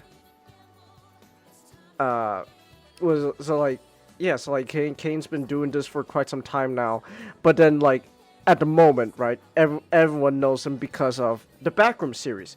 So now we got a movie which is pretty much just another episode of the Backroom series. At the end of the day, that's like, excuse me, like. That's really the big thing about this movie at the end of the day. Like, if you are a fan of the web series, you're essentially getting another episode of the web series just now on the big screen.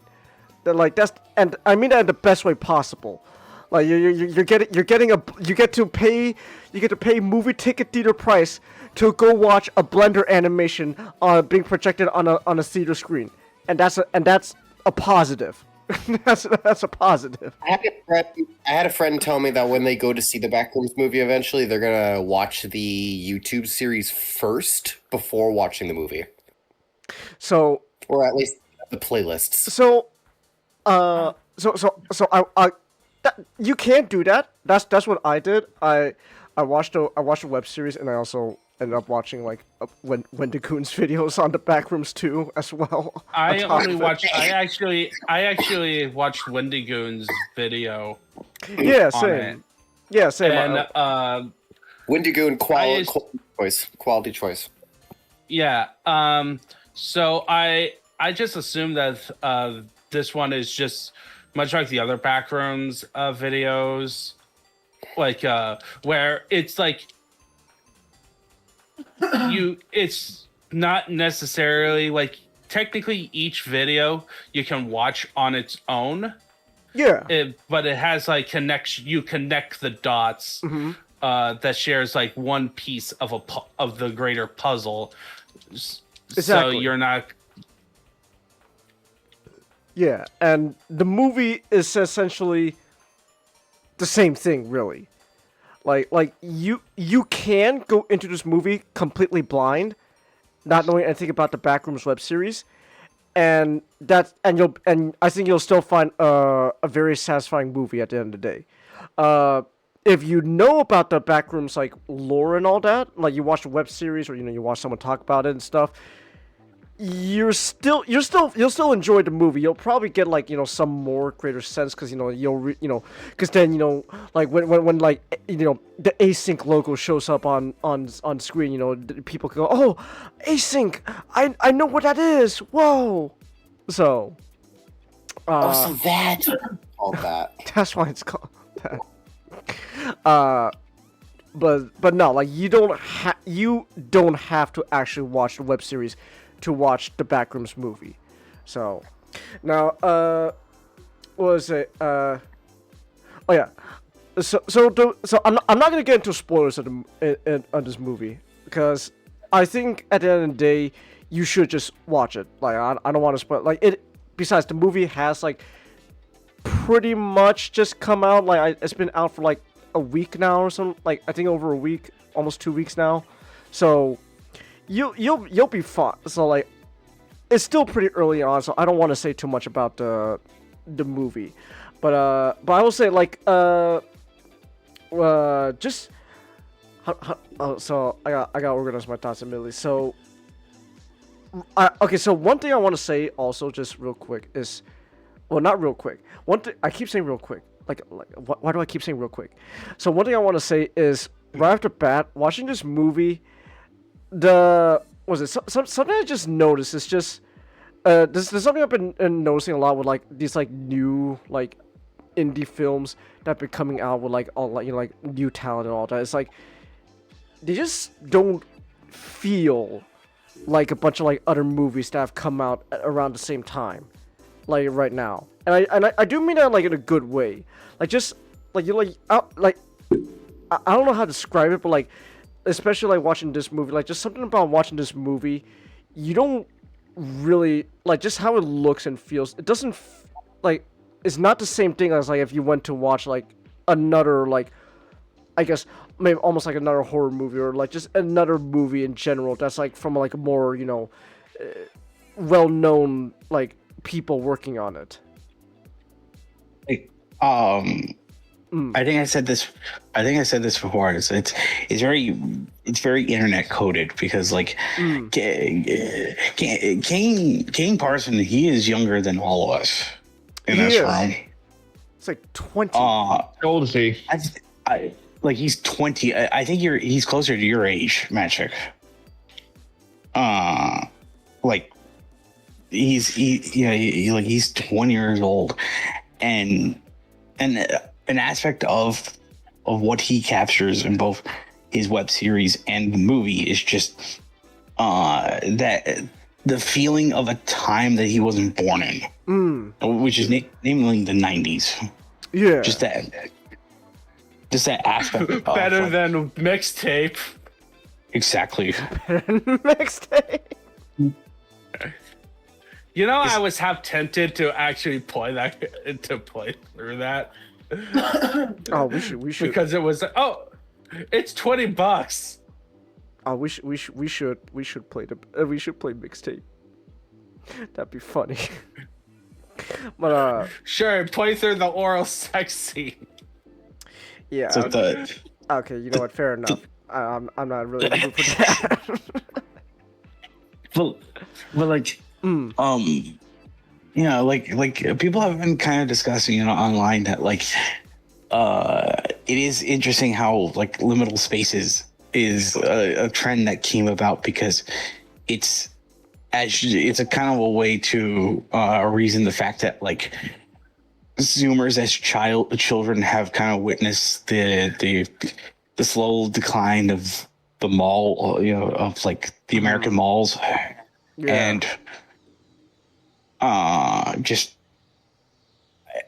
like other things in general But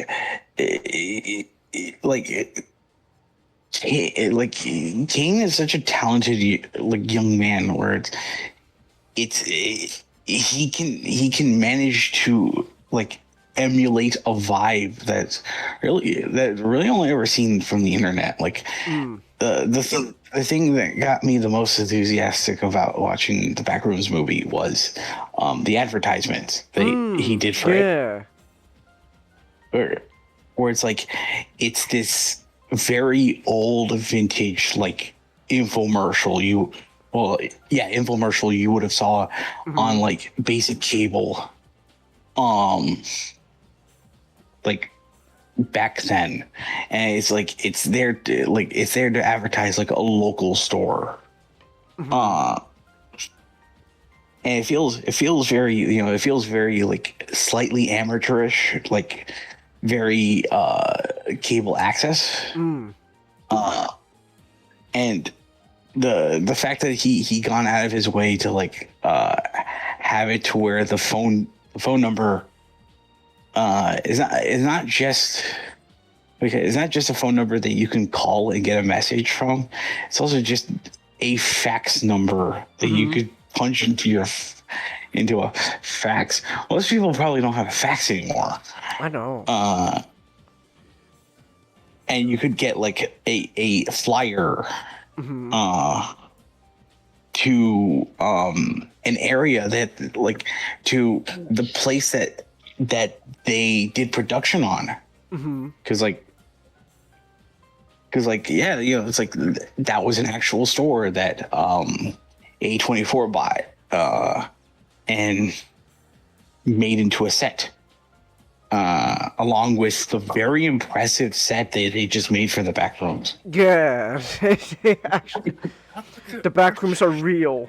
Like, so, like the behind the scenes like photos they show of like the actual like Backrooms like set of like the actual like, you know, like the complex and all that is really cool. So it's literally like looking like a giant like maze, like just like built indoors, and like just like is really impressive. But yeah, like just again, like just because of that, like just when you're watching the movie, like it's just something I noticed. Like it just feels so different from like something like you would see in any other kind of like movie that's coming out around this time.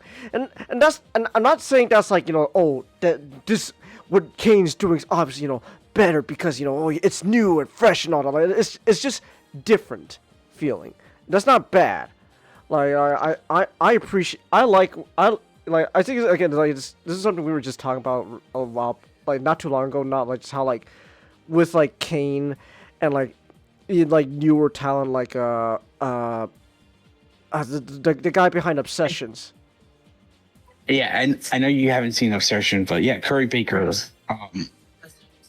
like just the way he plays with shadows,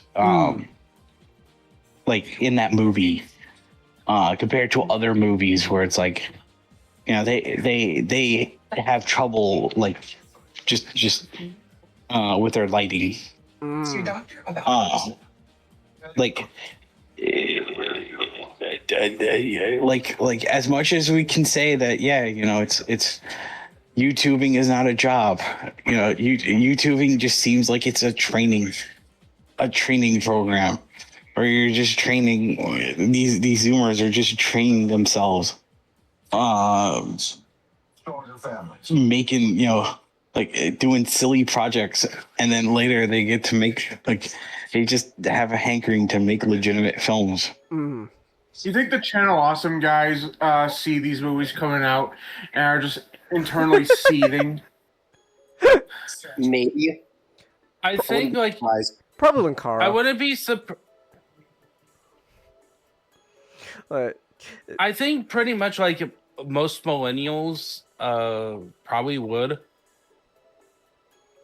have like a lot, like there's some that may be like happy about the new generation, like just the opportunity that a lot of the millennial people who with the YouTube made it so that these guys can like build upon it, but Doug Walker paved the way. We all we could thank the nostalgia critic for Backrooms. To quote, unironically, our friend not quote our friend not. Doug Walker had an empire.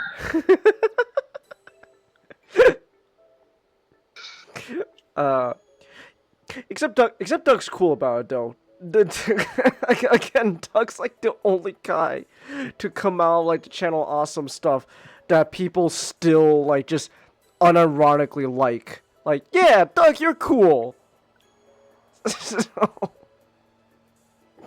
but not like but yeah, again, like it's just really neat seeing like how these younger talent is just how their their early works on YouTube have evolved over time to give us these cool new feature length films that we get to see in theaters, and it's really fascinating. So, and again, like that's why I said like this movie just looks different, and like. That's just the best way I could describe it. It just looks and feels different, not a bad different, just different. So, well, that's it. What else is there? Like, all the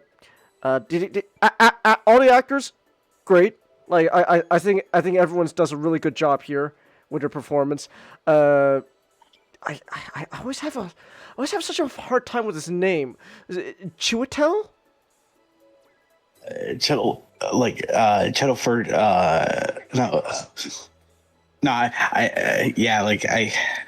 I always have a problem with his name too. Like he's a terrific actor, but it's like, man, for the life of me, I can't pronounce his name. You know what? Fuck, I am just gonna fucking call him Mortal from Doctor Strange, just because like that name's easier for me to pronounce. It's like Mortal from Doctor Strange is in this movie. He does a great job. Like he's fantastic here. The main actress, Renee.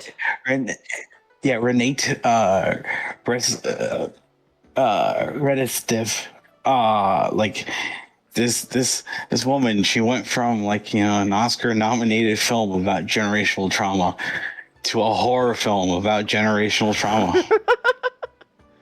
I was half expecting, like, Stellian Skarsgård to just come out of the walls. Man, I guess he just has this thing with generational trauma,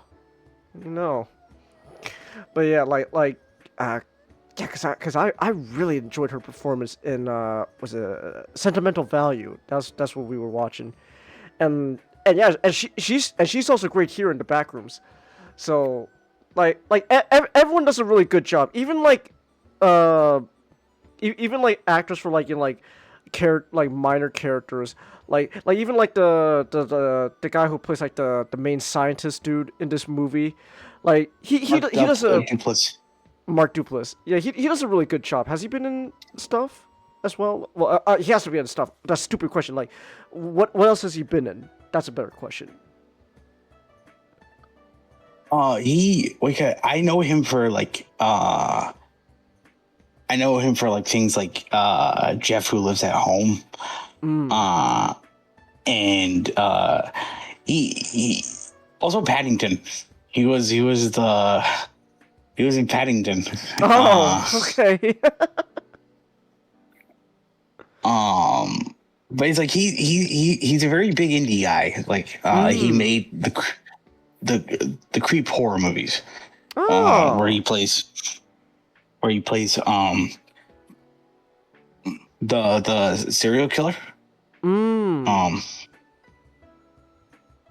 So he's like he kind of said it himself when he was when the whole when people were going around claiming that King Parson didn't make the Backrooms. He said himself he believed that he was put in the movie because he was there to help he was there to help like the younger director, you know, because he had like a lot of experience just helping younger directors and also just being an indie director himself. So it's like so yeah, like he's really good in the film. Like I really like that moment where he like he's like he's having popcorn with his family in the middle in the living room, and then he sees like Clark's commercial on it's like on television. That son of a bitch. It's him. Oh, damn it. Yeah, that was great. Yeah, so like everyone here just does a really good job with their performance. Again, especially the main actors. Mortal from Doctor Strange. It's Mortal from Doctor Strange and Renee.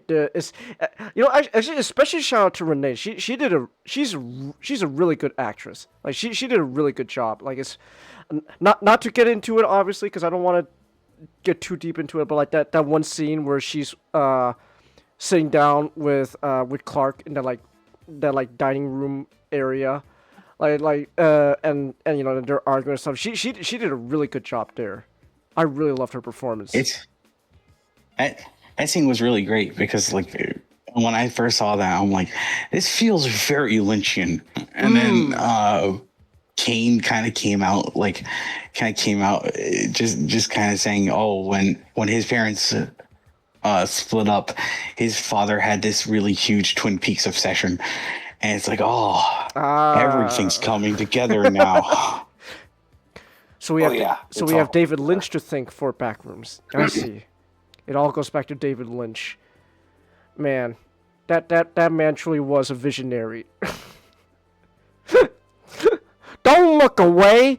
Let the fear wash over you. I don't understand. That's the point.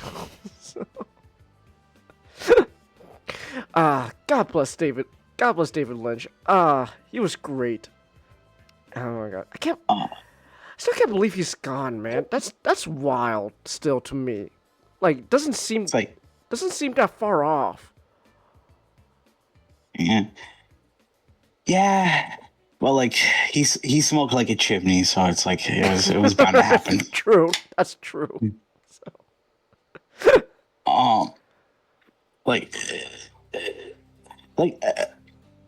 Not okay. So not giving anything away. What did like? While this film doesn't really answer a lot of questions as far as like the web show is concerned, because the web show is still going on. It is just a little taste, a little like live action, or like a little like high budgeted taste, because I know that like Parsons said he's developing a sequel.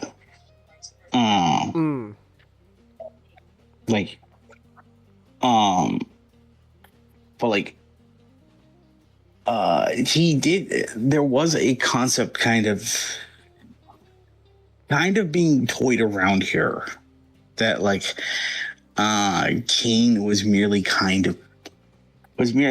hinting at initially in the web series. I guess in the vaguest way possible. What did you think of the Still Lives? The Still Lives. I think they're a cool addition. Okay, so like the Still Lives.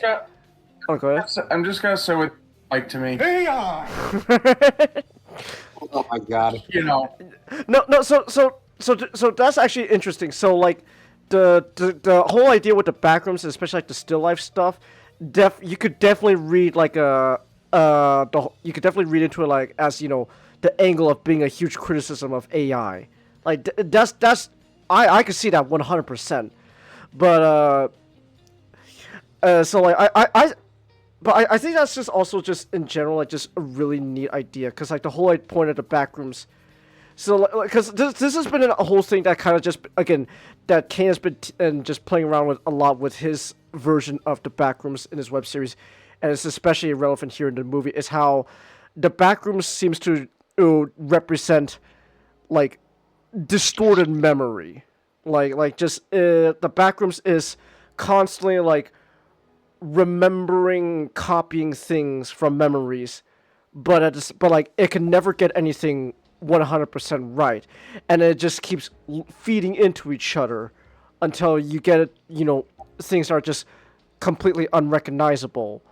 Was like, which again is kind of supposed to play into the whole fact that like the how like our no one's memory is 100% perfectly. Like you try to look back. Like you try to remember like, oh, I used to go to this cool mall and all that, right? And like you look at it as like the empty mall that resemble like the empty liminal mall is like, just it's like it's kind of like the mall I knew, but like it's just not the same. So everything dealing with like this idea of like just I gotta head to bed, so all right, have a good night, guys. Same for me. Yeah, You guys have a good night. John. All right, have a good night, Master. Have a good night, my dudes. So, but yeah, so I really like the whole thing, like distorted memory, and again, like you said, Nick, like you could definitely read into this, like the criticism of AI. So, when it comes to like the actual in lore thing he's building up and stuff, I don't know how exactly like these still lives play into like the other like creepy monsters that shows up in his web series, but like they're obviously like related one way or another. Because I think one thing we can say that like wouldn't be so much of a spoiler is this movie doesn't really touch upon the idea of the bacteria, which you can see, which I kind of initially kind of seen that as this movie takes place in 1990, and the Backrooms is a series that jumps around a lot in time actually. So like there is a video that could take place in 1990. There's another video that just could take place in like 1995. And so like this is a series that is playing loosey-goosey with like time, because the whole point is time really means nothing in the Backrooms. And also it's a vast, like it's also a vast maze system, so like there is a chance that like even like Clark couldn't find like the bacteria. So so it's like a lot of the monsters that spawn from there aren't really going to make an appearance in this movie. But even then, like if they appear, like it's been very clear that like the spooky monsters were never really the whole the main point of the Backrooms. Like they're there. They add to the horror element, but like the real horror is not really the oh, I'm being chased by a monster. Oh gosh. Well, I can argue in a way like apart from obviously the giant in the room. They got Robert again to play a scary monkey. All right, you know that like 7'7" dude guy from that played the spooky monster in Alien Romulus? Yeah, get him again. Oh, okay. Again. It was a good choice. Yeah. Yeah. I mean, like, where else are you gonna find a dude that tall? So. But like, the thing that I kind of find interesting is just like, there's almost like before you get the reveal of like Mr. Slim Jim. Mm-hmm. Well, Slender Man? I can't believe Slender Man actually appeared in a movie. I must have misremembered it. Damn. Well, like, Walt. I'm just gonna say Walt from Foster's Home. Will, I love. Yeah, Wilt's great. So Will from Foster's Home shows up. Like, a lot of the still lives aren't really malicious. They're kind of animals, like, which makes sense. Makes sense because like they don't really understand what their purpose is because they're created solely as a facsimile of memories. It's like the backroom remembers human beings, but it doesn't understand the purpose of them. So they just end up just kind of wandering around a lot of times. Like, really, as far as like behaviors are concerned, they only really react to like emotions. Like certain things get off. Like trauma, which is like a big part of this movie specifically.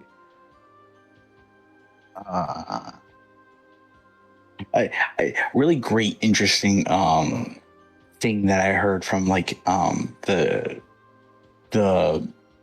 heard from like X is the sort of the inverse of how like, you know how like the green text for the Backrooms image goes like, oh you know, the endless hallway, you know, there's like endless hallways that keep stretching about, and it's like, if you hear something, most likely it's probably heard you already.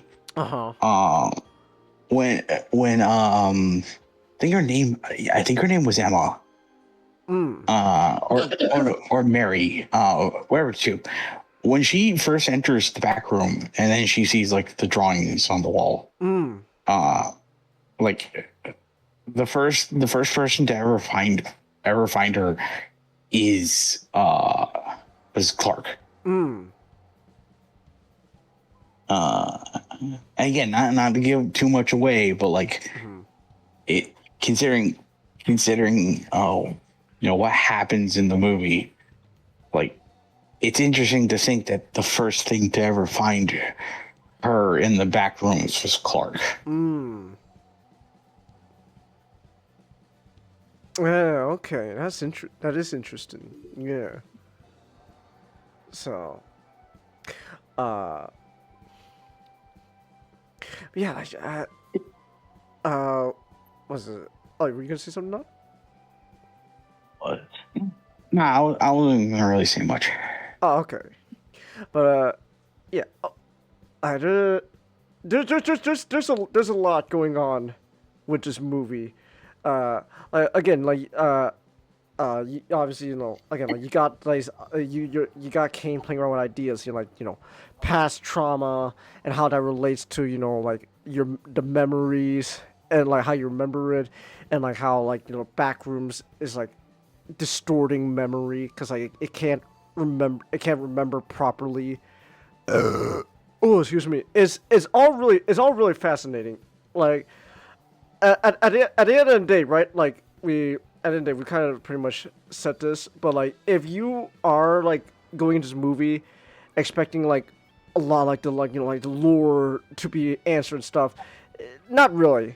Like you might get like little bits here and there, but like for the most part, like you still don't. There's still so much that's still just a mystery. Like obviously, so at least we now know thanks to this movie that the whole corporation company Async, we now know a little more about their origin. Like we know a little more about them. And that's one thing that, you know, it kind of adds. But like anything like larger, like the true nature of the Backrooms and all that. I mean, they kind of spell like Clark kind of spells it out, the whole like the whole yes, the Backrooms is just remembering things, but it's remembering its memories, and on top of memories it's feeding into itself until you get distorted shit like that. Like that's already been something that like most people kind of already recognize in the web series, and this movie kind of just spells it out and confirms it 100%. Like, yeah, this is like has a lot to do with your memories. But besides that, like, there's still so much though that like has yet to be answered. Obviously, like everyone wants to know, like what even is the Backrooms? Like, what is this place? Like, why does it exist and all that? Like, that still has yet to be answered, like concretely, like. So again, like you may have little things answered with lore, but then at the same time there's a lot still unanswered, and there's also things this movie introduces that like is gonna bring up some more questions. Like again, like the still life, like they might be related to like the other like creatures we've seen in the web series. We don't know 100% if like they are related to like like the bacteria, because the movie doesn't really touch into the bacteria. So again, like there's just still a lot that has yet to be answered, and which on purpose, because Kane wants to continue working on his Backrooms like series. So, I will also say, right, like the movie opens up, and there's like this whole sequence in the middle of the movie with Clark and his employees, which is just. Yeah, that's the Backrooms web series, 100%. Specifically like the found footage episodes that Kane's posted on YouTube of the Backrooms. Like it's practically that. Oh, there's a guy working for Acing. He got separated from the group. He's got a camera, and like he's lost, and then something's chasing him. It's like, oh gosh, like that shit's 100% straight from the web series. Like, I can't believe. In the year of our Lord 2026, a 20-year-old with Blender and Adobe After Effects is showing off better visual effects than the multi-billion-dollar company that just fired its FX department. Yeah, that's crazy. Disney just fired its entire like VFX department. It's like. What the fuck? So, oh man, the new Mandalorian movie doesn't really look that great. Well, to be fair, all of those VFX artists got booted. So, make it as you will. Thanks, Disney. Very cool. I mean, it's not cool, but but yeah, like to be fair, like especially with Kane's part, like. The whole like his we joke right about it's just Blender and Adobe After Effects, but like again this is it looks more believable because he's been doing this shit for like how long now on YouTube. This is just him perfecting his craft. This kid trained himself how to use all these programs just so that he could do silly little internet videos. And just like watching it in a major motion picture just never stops being impressive. Mm-hmm. The first 5K. Yeah, so it's really cool. Like, Kane's great. So, but yeah, so like and I think they said that like this movie's on track to being like the third highest grossing horror film this year. First time. Yeah. So I think. Oh my god. Because I think Primate still Oh, is that number one? Primate? Okay. Well, like I want to say because I'm not entirely sure because I think Obsession is still number one. Hold on, here I'll look this up. I can actually look this up. Okay. Highest grossing horror movie 2026. Oh, that's right. Scream just came out. No, not came out. Not just came. It came out a while back. But Scream 7, that came out a bit ago. That's number 1. Scream 7. Oh. Okay. You sound so disappointed. I read the synopsis for Scream 7, and like, Chingus, if you remember that meme I posted or before I've ever before like the movie even came out, I'm like I'm shocked how much I was correct. To be fair, not Transformers: Age of Extinction was the highest grossing movie of its year too. So it was. Yes, Call. I think. Yes, Call. China. I think. Hold on. Highest grossing movie 2014. Hold on. No. Yes, it was. It was Transformers: Age of Extinction. Thank you, China. Okay then. Actually, funny enough, the second highest grossing movie that year was the third Hobbit movie. And then after that was Guardians of the Galaxy. So, damn, so many movies. Damn, all these movies came out in 2014. Hobbit, Guardians of the Galaxy, Hunger Games, Mockingjay, Days of Future Past, Winter Soldier, Dawn of the Planet of the Apes, Amazing Spider-Man 2, Interstellar. This was all 2014. Oh my gosh, 2014 had some banger films. Damn, 2014. Why do you have so many banger films? All right. So, but yeah. So I'm sorry, but Scream 7 is the highest grossing horror movie this year, at least right now. What's this? What's the second one? Obsession. Is it Obsession? Yeah, it's Obsession. Okay, so like Obsession is 171.3 million worldwide, and Scream 7 is 213.8 million worldwide. So okay, yeah. So like, I mean, like, based on his track record, like, if they keep it in theaters, like, Obsession could like catch up. Who knows? So, because I've been meaning to catch Obsession. I want to watch that. Look, it's a great movie. I mean, my man is going to make another movie with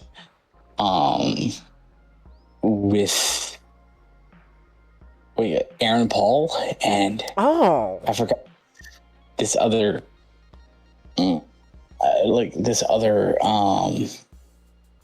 this other girl.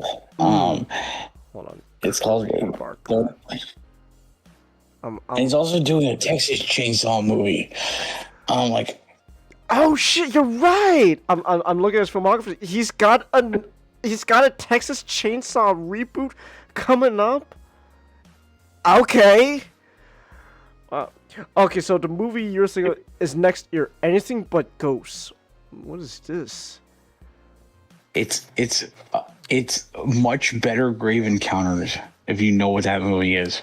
Two fake paranormal investigators must face. Oh, okay. Okay, yeah. It's like Ghost Hunter stuff. All right, that's fun. Oh, Bryce Dallas Howard. Bryce Dallas Howard. That's right. Ah, man. Yeah, that's right. Did you?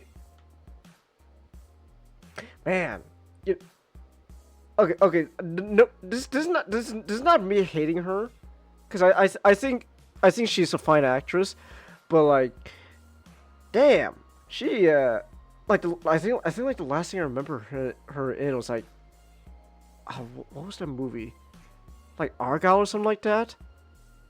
And so I remember just seeing like clips of Argyle. I was like, man, she put on some weight. Hope everything's alright with her. So, unless I don't know. So, but yeah, so she's gonna be in the movie too. So all right. Oh wow. Wait, hold on. Wikipedia's telling me Mr. Barker here's making his own like horror universe. Is supposed to take place in the same world as Obsession. Yeah, because the idea behind Obsession is that the reason the events happen is because of an old toy, like an old children's toy called the One Wish Willow. So like, obviously here, our protagonist just decided, hey, I wonder, I wish this girl that I love, like was madly in love with me. And so he kind of would like to play around with the idea by just having an anthology where people uses the willow for other dangerous wishes. Oh, okay. Oh, that's fun. Neat. That's pretty cool. So, I think just in general, I'm pretty much. I think I'm pretty much. By the way, I was just gonna say, I think I'm pretty much done wrapping up. I'm like wrapping up now with Backrooms. Like, go watch it. Backrooms is great. But I just want to say, like, I think this year in general is like a really cool year for like a lot of like indie filmmakers, especially in horror. Like that's. Which I think just in general, like horror this year is really getting like, how to describe it? Like I think just a lot of cool horror stuff is just coming out this year, and like that's cool. Like again, like with the indie series, like like Backrooms, Obsessions, like, and even like Iron Lung, right? Like Iron Lung is like that is the definition of like an indie horror film, because like Markiplier literally like did the VFX in his fucking bathroom. Like, because I was it like I say that because I think Mark said like he had like a bathroom in his house, literally just converted into like like a big like computer room to render all of the VFX for the Iron Lung. So Markiplier literally did create Iron Lung in his fucking bathroom. That's fun. but no, it's cool. It's really cool to see that like we're now seeing I think also just in general, you know what, this is a good, I think this is a good segue as well to like the next topic, because like this, it kind of applies here as well. Like I think it's just in general we're seeing a cool new rise in like independent like independent media being like shown to wider audiences, especially like on the big screen now. I think that's really neat. I think it's kind of wonderful that like Gooseworks was able to get a movie that, well, a part of her, the last part of her short-lived series being broadcast to theaters. It's getting number ones, just number one grossing. Yeah. And despite being leaked by Brazilians. The Brazilians are the ones leaking. I see now. Damn. You know what? Maybe the cartel does belong in Brazil. Like, what I'm trying to say is Gooseworks has the patience of a saint, because her entire entire fandom actively hates her. I know. I'll get to that. Oh boy. So Digital Circus, huh? Yeah, Digital Circus. You saw it on the big screen. Hey, Digital Circus, like Digital Circus, and because that's what it's like. Talk to the fans. Hey. Okay, but yeah. To be fair though, Nick, that Dupus animation is 0 out of 10 because Pomni never wants to say, I got no respect, I tell you, no respect. Yeah, it was so.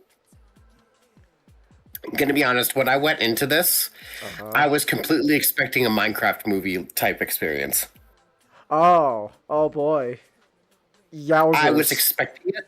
Ooh. Yeah, because again, this fandom is, especially as of late, known to be very unexpected when it comes to what they're going to want to do. It's okay. It's okay, Colin. You can insult him.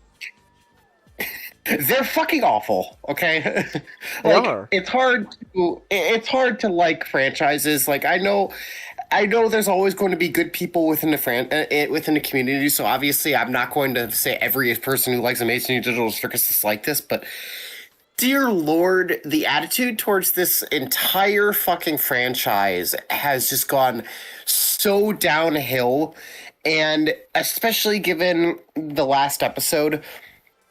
Not only was it leaked online before it even aired in America, but people leaking it online don't put spoilers on there, and they're judging Gooseworks for certain directions they decided to take certain characters. And it's gotten to the point where it's just like, I don't blame Gooseworks for being just fucking done. Like, I don't blame them whatsoever for just wanting to drop this entire franchise and move on like nothing happened, because it is honestly so frustrating seeing all these people get so uppity about the stupidest of shit when they could have very easily just be thankful that they had a franchise that they liked and appreciated reach the movies. But no, they have to be nitpicky about fucking everything and ruin things. Like, this isn't a spoiler, because I'm not going to not going to try and incur the wrath of Amazing Digital Circus fans, but literally the movie starts with like a total of 5 minutes of pre-show animated by Gooseworks voice acted segments saying not to spoil the thing, and people are still doing it. Well, okay. To be fair, that's just gonna be inevitable, because like no matter how many times someone says not to do something, people are gonna do it anyways. That's just inevitable. Even then, it's kind of shocking to see how many people. That's all. Well, yes, I'm going to tell everyone about the extremely aggressive sex scene between the rabbit and the clown.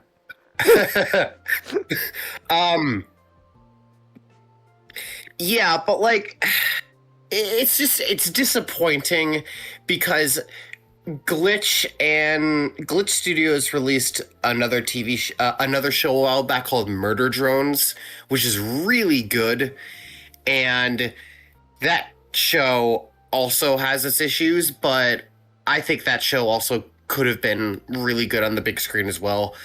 And I think that, well, first of all, I do want to say, while it was happening, and all this happening, the good news is that the Amazing Digital Circus has surpassed 12 million from its first 2 days in the domestic box office. Damn, that's pretty good.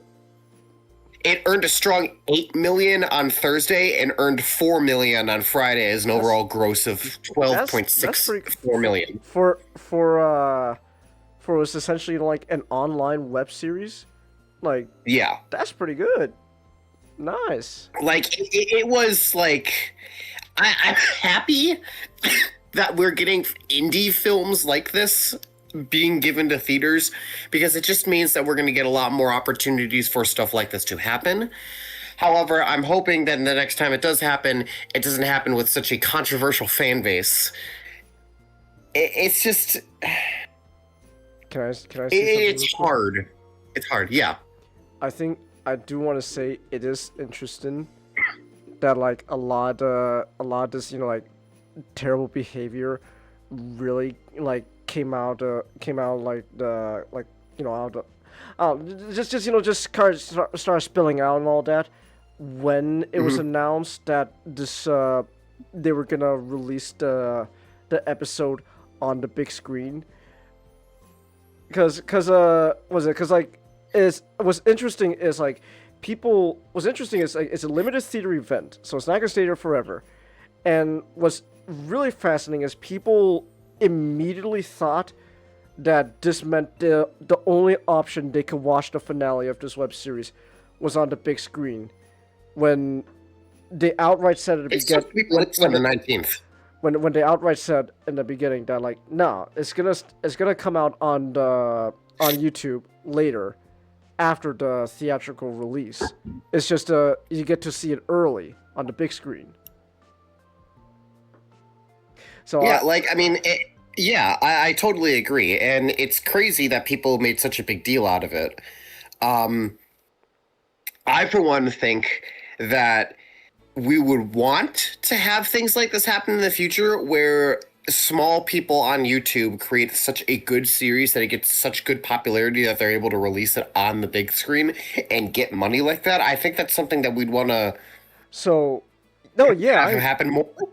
I agree, but what's really interesting is because of this like whole we're gonna release this on the big screen, it's kind of a lot of people have kind of just exposed themselves on, especially on social media, specifically like Twitter, X, whatever you want to call it, is a lot of people have a very I guess you could say almost immature view of what they view as like an independent animation or independent media, where and it's really interesting in a sense, because now like a lot of people have kind of just shown themselves, and it's very immature. Like these people, there's a lot of people out there that believe that like to be deemed as quote unquote like independent media, like you have to essentially not do what Markiplier did. Well, not even then. Like not even Markiplier, because Markiplier doesn't even fit their definition of what they want for independent media. No, like go ahead. Someone explained this really well. It's the idea. The idea is that like because Goose works is like she can be talked to on Twitter. She's a creative that you can have questions answered to her, compared to like say like Star Wars, where Star Wars is owned by a multi-million-dollar corporation. So it's like if you don't like the direction Star Wars is going, well, it's like it's not really anything that you could do about it, because that's just how a business as big as Disney is running things. But it's like Gooseworks is right there. You can just lob insults to her whenever you feel like it, because she's not doing the thing that you want her to do. It's a sense of people think they now have the power to complain directly to the creator whenever like their ideas aren't being needed to. And it's getting worse for indies, because there's a invisible standard that has to be apparently set, because like this is a purity spiral. I think what I'm gonna do, because I actually made this Twitter post a bit ago, and I think this perfectly. I actually made this when I was thinking. I had made this when I was thinking about the whole thing overall, and I think that again, I'm just gonna read it out because I feel like it's just very in theme for this. Right. I'm honestly getting really tired of seeing huge fandoms and communities being ruined by more of its popular members within the community. Artists and creators from fandoms need to realize that they have people who will unfortunately blindly take their word and side on everything, whether it be opinions, political statements, or the opinions of other people within the fandom. Their large artists and creators need to realize that the huge damage that they can cause huge damage simply by posting whatever they want and allowing others to make it worse by spreading it. Not everything that you think is cool not everything you think is cool / makes sense will end up happening. And more people have to stop being so overly sensitive to things that don't end up becoming reality, especially if it involves sensitive topics. There are people out there who will go to the extreme with those topics especially, and then begin to make the entire situation about that topic and ignore the fact it even derives from something that didn't even need to have those things involved in the first place. It's especially true when it comes to how fans who are artists or creators within a fandom will respond to said creators of the fandom they are a part of. You should not, under any circumstances, attack a creator or target them for something stupid. If your headcanon turns out not to be true, or a character's plot is going in a direction you don't like, then keep those opinions to yourself. Don't rile up a community and attack the creator for what they should have or shouldn't have done. Your role within a fandom, being popular, means that you will have actions to what you say or do. Be responsible and respectful with it. Don't be a fucking idiot or jackass. I think fandoms should die. That's my Yeah. I think we should gather people in fandoms and just wipe them out. No, that's a joke. But no, for real though, like what it is at the end of the day is it's a sense of entitlement that shouldn't be there. Agreed. So, but like, I mean, again, the reason we just talk about this is because it's hard to talk about the amazing digital circus without talking about the fandom. It's like trying to talk about, it's like trying to talk about My Little Pony without ignoring the fact that there are bronies existing, or talking about, I'm looking around my room for references. Transformers without having to discuss the Bayformers fans who think that they're the best fucking thing on planet Earth. You know, it's a topic that will always have controversy around it, and I think it's sad because there need to be platforms and there need to be just media in general that exists in the future that just won't have so much everything about it, you know?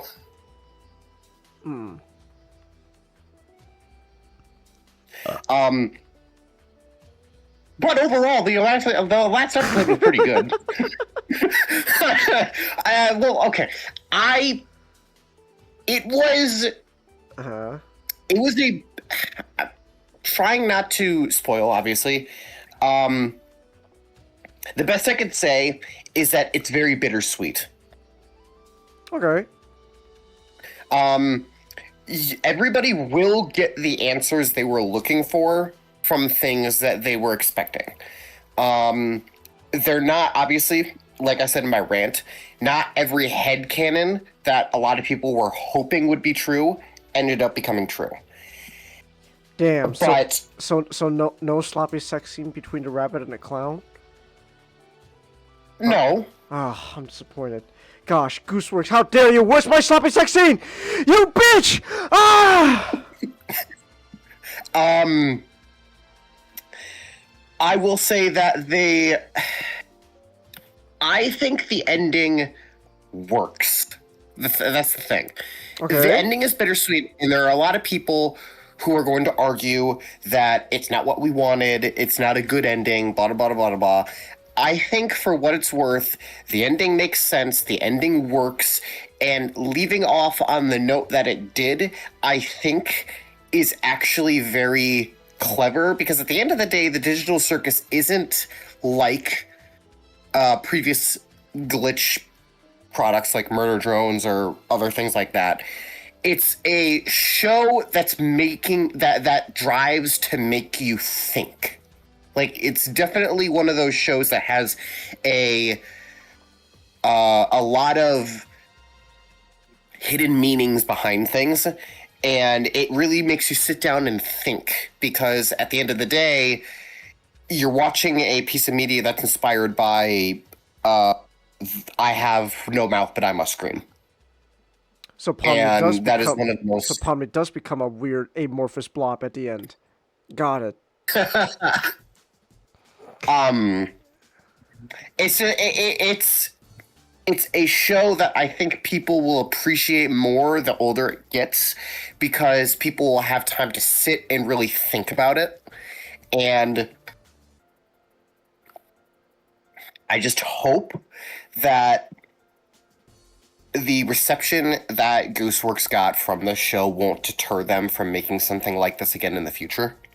Because I did enjoy the Amazing Little Circus series overall, and I want to see more of it, more things like it.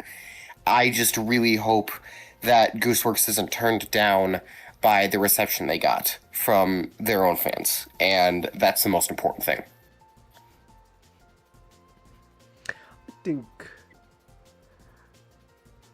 I think I haven't seen it yet, obviously. I think at the end of the day, right? Like, well, okay, hold on. I might be getting ahead of myself. Hold on, let me think here. So at the end of the day, you enjoyed this, this last episode, right? Okay. What was it? Actually, hold on. Actually, you know what? Now I am curious. So, like, you said you were worried you were gonna have like a Minecraft movie experience. I did, yes. And so the funny thing is, the reason I say that is because I've seen a couple videos of there being somewhat of a reaction like that. Just because, and again, I can't. The unfortunate thing is, I can't go into the reasons I think that there are going to be, because it would go into spoilers. Right. But like I said, there are certain things that happen within the last episode to certain characters that I think are going to get very large reactions from specific fans of characters. When I went to my theater, first of all, when I went to buy my ticket, a lot of the theater was almost sold out. Oh. Which I was surprised, because I had no idea that I lived in an area that had such a large fan base for the Amazing Digital Circus. And so I get in there, and suddenly I'm seeing people in cosplay wearing Jax onesies or dressed up as fucking Gangle, and people walking around in like dresses and stabs and wearing buckets on their heads and stuff like that. And so I'm thinking, oh dear Lord, is this going to be a Minecraft movie experience? Wasn't bad. Okay. You had a nice smelling audience? I had a nice smelling audience, yeah. Okay. Because I've seen people say that, like, their theater experience, like, there's people that just, ooh, you smell it, just, ooh. Yeah.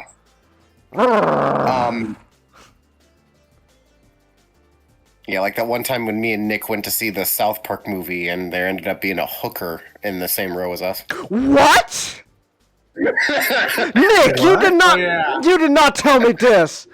Hold on.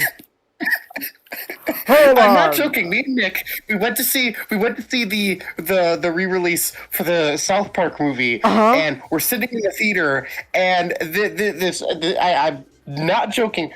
A hooker in full-blown leather hooker gear just walks into the theater in our row, sits down, and even starts grabbing a flask of unknown liquid and pouring it into their soda. Oh, that's amazing! It smelled like cigarettes. That's amazing! Wow! Matt and Troy would be proud. I guess they would. Wow, that's damn. Yeah. You should have told me about this, Nick. I immediately forgot.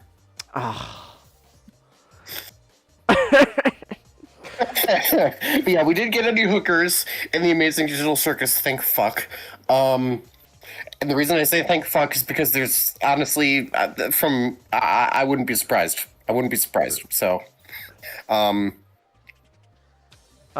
was it? But your audience was yes. My audience was more so full of soft sobbers and respectful people, thankfully. Oh. So, although there was this one, there was one part of the movie that was just a person in the crowd shouted something during a scene, and it made me just kind of deeply regret knowing fandoms exist. Oh, what did I was just fuck already. I'm trying to go into detail about this without getting into spoilers. Were they mad at what was going on? No. A certain character was wearing a certain piece of clothing and said a certain thing, and then the crowd member yelled, "That's my man!" Ah, I see. Yes. All right. Which was yeah. Ugh. Oh, so the Jack's trans theories are true then? Whoa! Oh my gosh! Oh, damn! I didn't realize.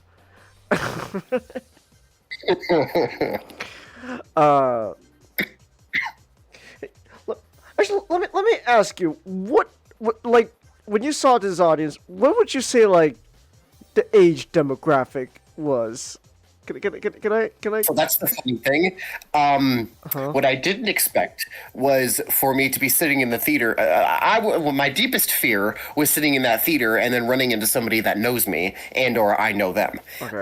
What I didn't expect was my middle school aged neighbor to be in the theater. Okay, so mostly children.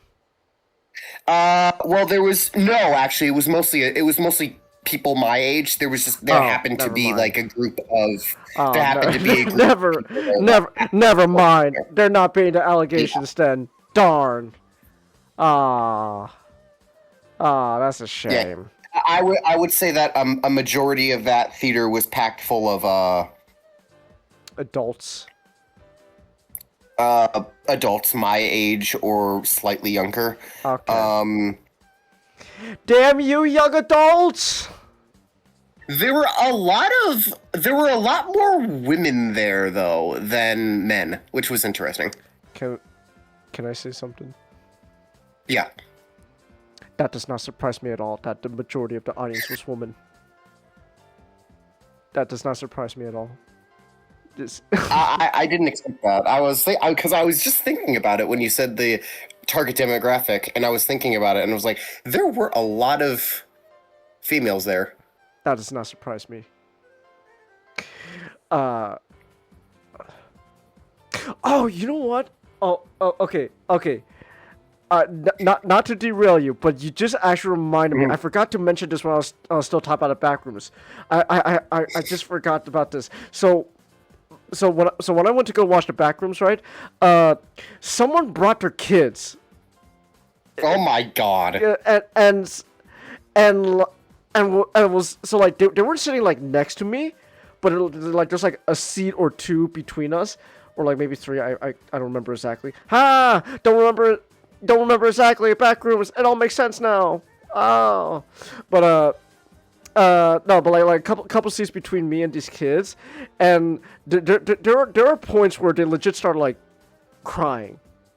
because they were afraid. But Yeah, it's a horror movie. but at the same time though, like these were kids that like they were both afraid, but like at the same time these kids were smart enough to like I guess like understand some form of theater etiquette. So like they're trying to like muffle their cries, like they're like crying like they're like in like their clothes to like muffle their noise, like they're sobbing. So, but like I could hear them though, because like they're only a couple seats away from me. It's like, oh my gosh, who brought their kids to this movie? Like, of course when let's call him again, Will from Foster's Home of Imaginary Friends. Of course they're gonna be afraid when Will from Foster's Home from Imaginary Friends shows up on screen and does what he does. It's like, yeah, of course they're gonna be afraid and start crying. It's like why do people keep bringing their kids to like rated R movies? Like if no joke, like if you want to take your kids to like a movie, like the fucking He-Man movie's like I think it's like out now. Like go take them to see He-Man. We're seeing it live in HD just the death of like babysitters and nannies. Gosh. Parents are so scared now that like they constantly feel the need to drag their children everywhere. Oh my goodness, I don't like that. It's like, just if you want to watch a movie with the kids, then just go take them to like the He-Man movie, or you know what, like why not? Amazing Digital Circus, why not take them there as well? It's like if you're so desperate to watch a movie, you can wait. You can wait for when it comes on home release. Like you have children to take care of. You have larger priorities than watching Kane Pixel's funny creepypasta movie he made in Blender on the big screen. So agreed. Anyways, sorry to derail. You just reminded me of like the. I mean, the thing is, it was somewhat similar in my circumstance where I had people who were at the very least somewhat thankful, somewhat mindful of theater etiquette. So I didn't have, besides that one incident, I didn't have any like craziness going on. Most people. It was honestly like you went to see a Marvel movie. They got excited when excited things happened. They got sad when sad things happened, but there weren't any like. Well, that's fine. That's reasonable. Like, I'm talking like when someone's like so intrusive. Like okay, like a kid crying in a horror movie, right? That's reasonable. Like it's just something I'm gonna notice and gonna make me question why the parents brought their kids along to a fucking rated R movie. But okay, but like I'm talking like if someone's like making a ruckus to the point that like you can't pay attention to the movie anymore. It's like yeah, no, I didn't get that. Thankfully, again, that was a legitimate fear that I thought was going to happen. So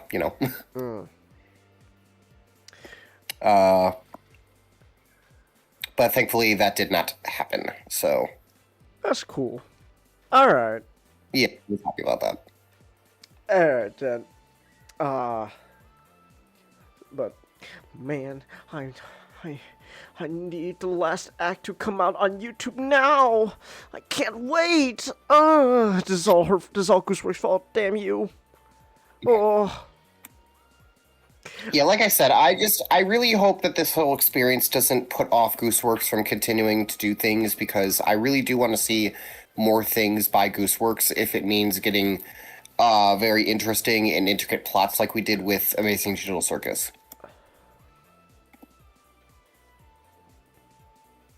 It was cool. I liked it. But did anyone become an amorphous blob though, with no mouth, and yet they must scream? I can't believe the Amazing Digital Circus. It was just about an AI getting pissy because it's gonna die. It's true. The funny thing is, that's true. That's great. All right. Well, thank you, Colin, very much for enlightening us on the amazing digital circumcision. Very cool. Yeah. That's cool. But yeah, you know what but you know what? I take back what I said about Phantoms. That was not a joke at all, guys. No siree. I think we should just just pull out the guns and all that. No, that's a joke. But like, man, there are those moments though where you just feel like you want to just like kill someone. you or at least you get like feeling strong enough for that.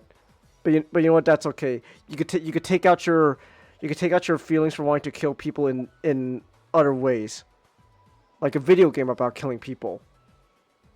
Like Hitman, Agent 47. Whoa. Probably have to head out, but thank you guys for having me. Oh yeah, no problem, Colin. You have a good night, my man. Yep, and guys, don't turn into anamorphosis blobs that don't have no mouths. You got it. Well, damn! I didn't tell him we were gonna just become hitmen instead. That's on me. Damn. But anyway, not Mr. Last One. You want to talk about Hitman Blood Money? Yes, because I have IO Interactive on the brain. I gotta get back to playing 007. I was still having a really fun time. But I also just had the need to play Hitman again because 007 is really good. And like I've always wanted to talk about Hitman on this show because it's one of my favorite game series. And the reason I picked Blood Money out of a lot of the games is because they are sort of, all the games are like self-contained. So it's not like you're gonna need to play like contracts to know what's going on in Blood Money, because Blood Money is self-contained along with contracts. All you need to know is that Agent 47 is a man who hits things.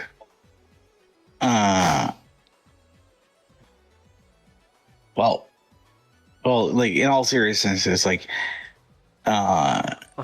like everything you know about, like everything you're gonna know about, like this series, you're going to learn about the game that you choose to pick up. So whether you play like Blood Money or any of the World of Assassination games, or for some reason Absolution,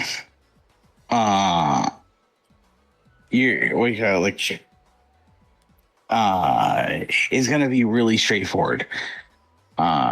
Agent 47, he is a genetically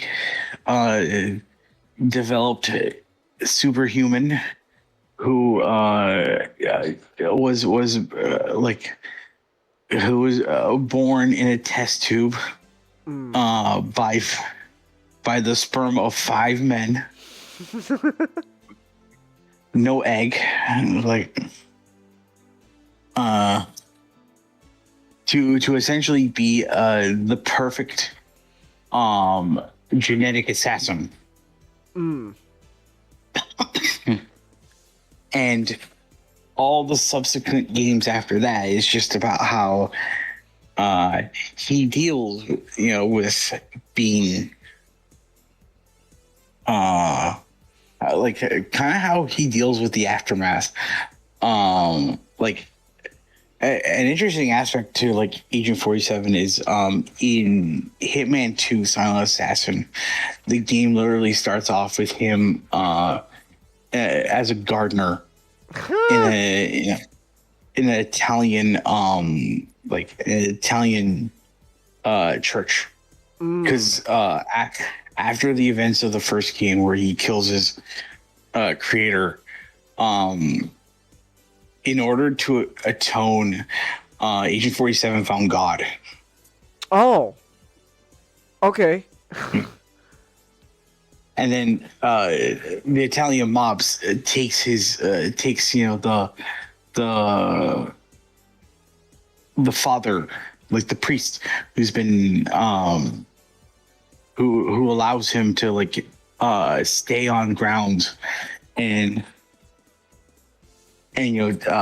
live there and take care of the plants.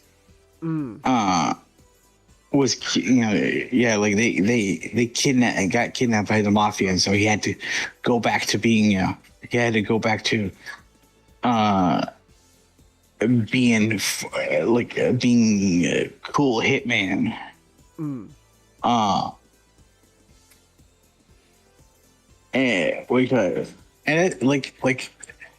These games are very self-contained, but they are surprisingly games that like have a lot of character to them. Especially with Blood Money, where Blood Money is like the best way to describe Blood Money is it's sort of like Saints Row 2, where it is like a perfect blend of the seriousness and a bit of the silly that the series was becoming known for. Where like, obviously this is a game all about gruesome. Well, gruesome is a strong word, but like murder but like one of your targets is like wearing a chicken suit. There's a reason they're wearing a chicken suit, but they're wearing a chicken suit. I see.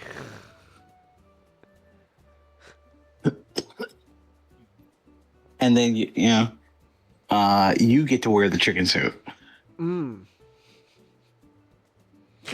But like, I guess for people who have never played Hitman before, the general gameplay of Hitman is it's sort of a stealth game. And what I mean by sort of a stealth game is that stealth is a proponent in Hitman, but it's not the main thing, because Hitman as a series is kind of a mix between a puzzle game and an immersive sim.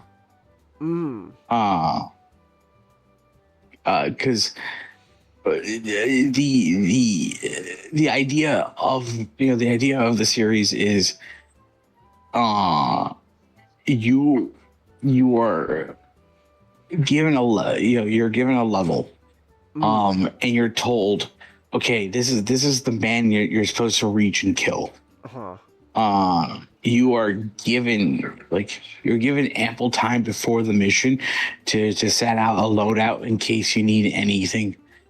In the case that you just need a certain tool or whatever to get through the level. You don't need to carry like a whole bunch of guns with you, but like they give you the option just in case, because if you want to play the game where you find the target and then you pull out your silver ballers and you just like shoot them up, you could do that. But this game really rewards you and really like pushes you to kill your targets silently and without witnesses, and kill your target in a really kind of a really fun a really fun sort of accident situation, as it were.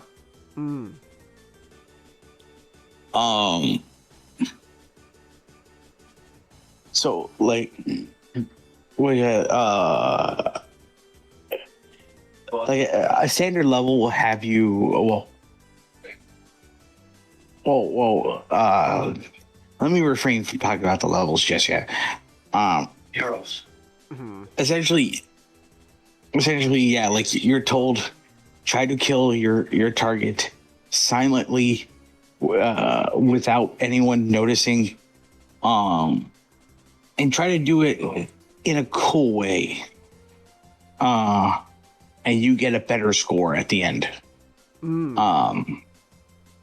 one of the ways that you can do this, and this has always been a hallmark of the series, is that though I and Dick can kind of just say that, yeah, like Agent 47 is one of the most recognizable peoples you've ever seen. Like,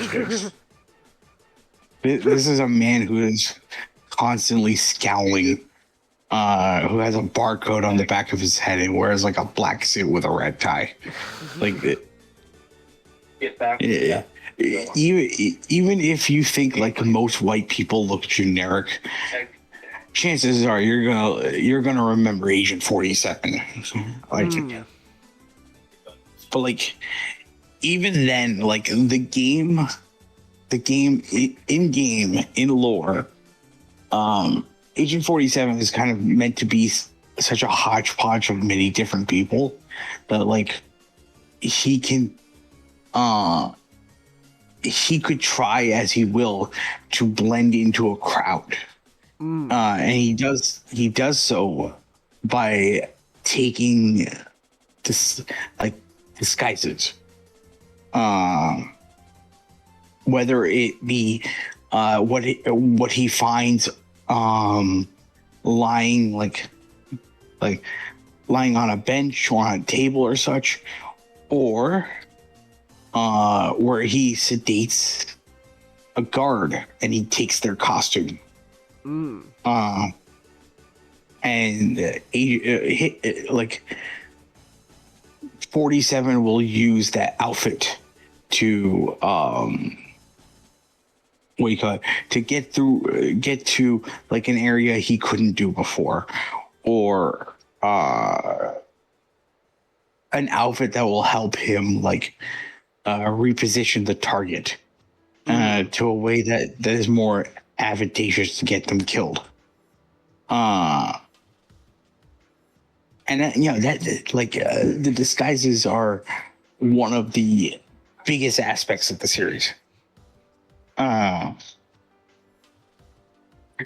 And for Hitman Blood Money,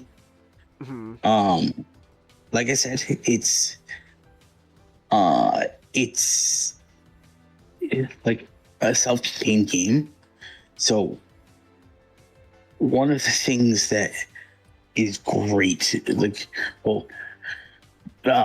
essentially, Hitman Blood Money is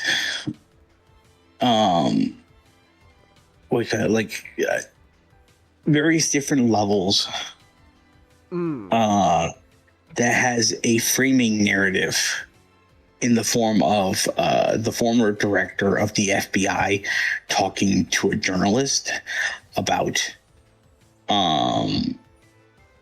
agent, like the activities of Agent 47 in what was then like the modern day 2004. And like all the levels, while the game does have a plot, it's something that kind of gets built up in the background, because all the levels are kind of themselves like just their own thing. Like most of the targets don't have relations to each other. They're just they're just what Agent 47 needs to take out at that exact moment. But there is a plot to it. And I guess one aspect I kind of want to bring up in relations to Hitman actually something that like is kind of seems like a no-brainer considering what they've just released, but Hitman for a very long time had a very huge like inspiration from like 007. And like it's kind of hard to see why if you've ever played the games, because Agent 47, he's a covert operative of a clandestine organization. Well, he's not a spy per se. He's an assassin, which is kind of close to being a spy, but he doesn't really need information outside of what he needs to dispatch a target.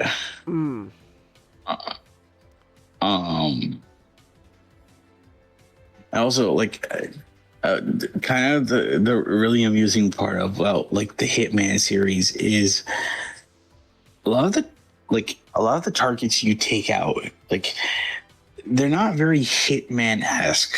Because when you think of a hitman in like real life, you think of someone who gets hired by like a really shady person to go kill their brother because their brother wrote them out of the will. You know, like you imagine someone who hires another person to get killed for a petty reason. But like Agent 47 is like taking down supervillains. Like he's taking down like the tutorial level is different because Agent 47 is arguably taking down someone that like you'd imagine would be called on by a hitman. But like the second level has you killing the father and son of a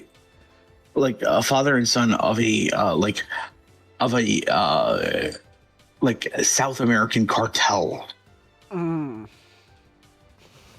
The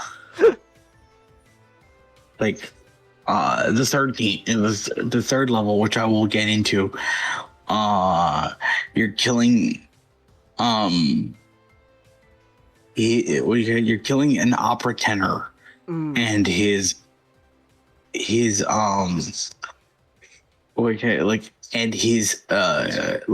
associate, which I will say now because they're engaging in something really evil. And then like the other level is like you're in the suburbs and you have to kill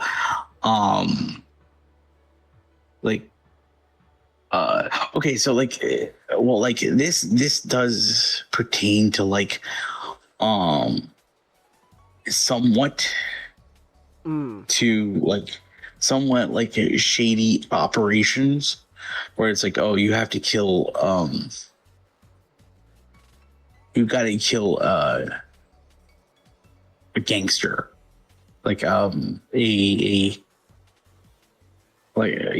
gangster who's in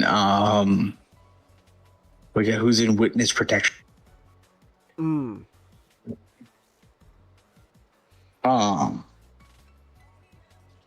But then like, and also like, but like you also have to protect a senator / presidential candidate during Mardi Gras in New Orleans.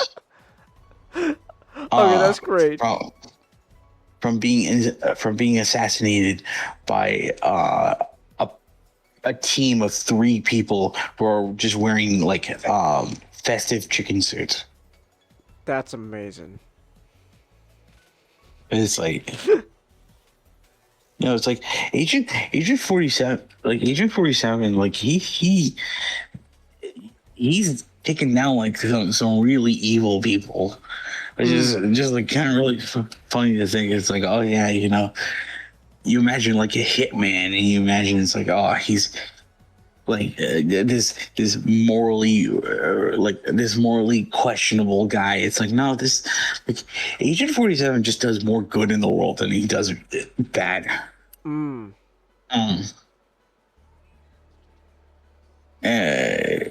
Wait here, like and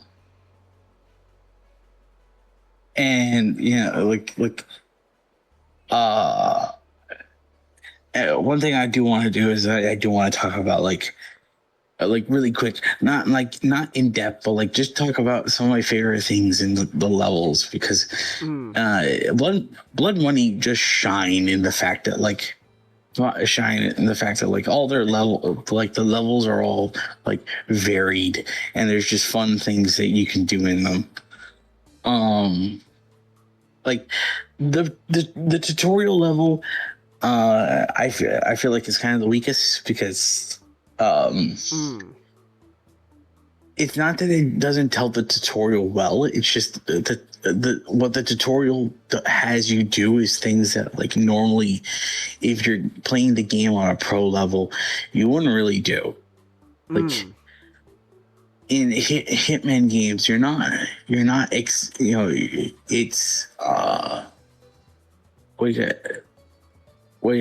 it's bad form to try to kill someone who isn't your target. And in the tutorial, they constantly have you try to kill people who aren't your target.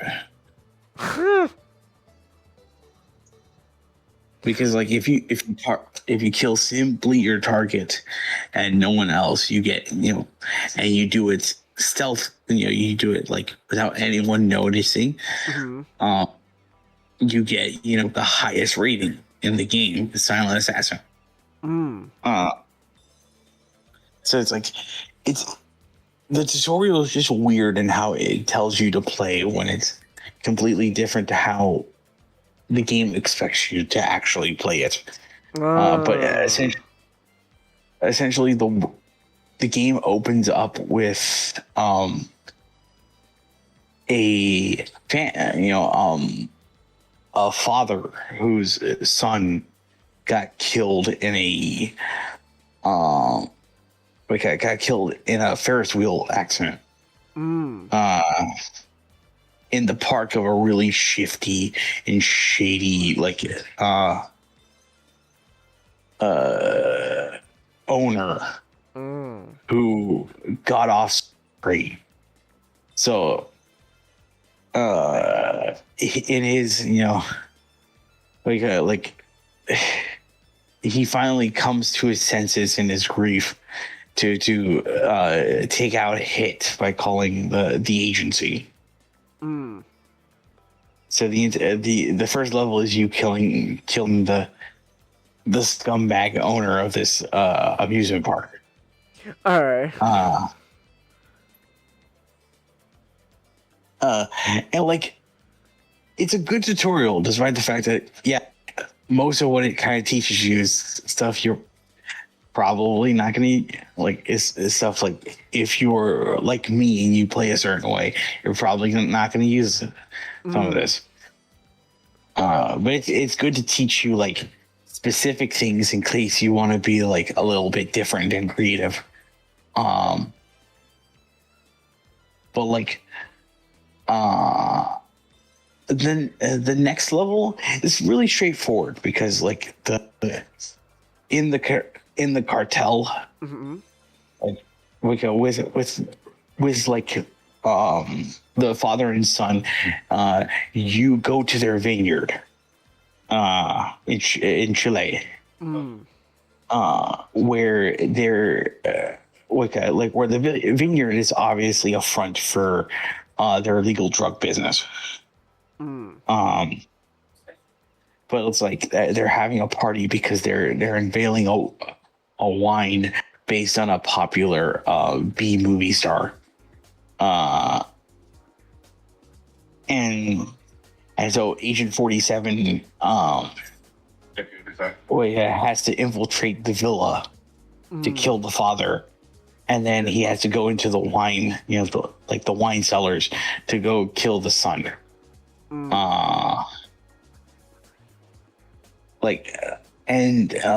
When you reach the father, when you do reach the father, an opportunity that which you can kill him is when he's playing his viola. No, it's, man, I forgot that instrument that you play, like that large instrument, stringed instrument. That A cello? A cello, yeah, thank you. He's playing a cello with his back turned from like the door. So and one thing, like a tool that Agent 47 always has is his fiber wire, which is just something that he can use to just choke out and kill like anyone as quickly as possible. So you could just equip the fiber wire, sneak up behind, and choke out the father while he's playing his instrument. And a missed opportunity with this with like the son is that the son a son has become a massive cokehead because he's getting high. He's getting high on the product, which is a big no to like cartels, because you don't want your family members to be getting hooked on the product that you're creating. So like a big missed opportunity is like me personally, I thought you can you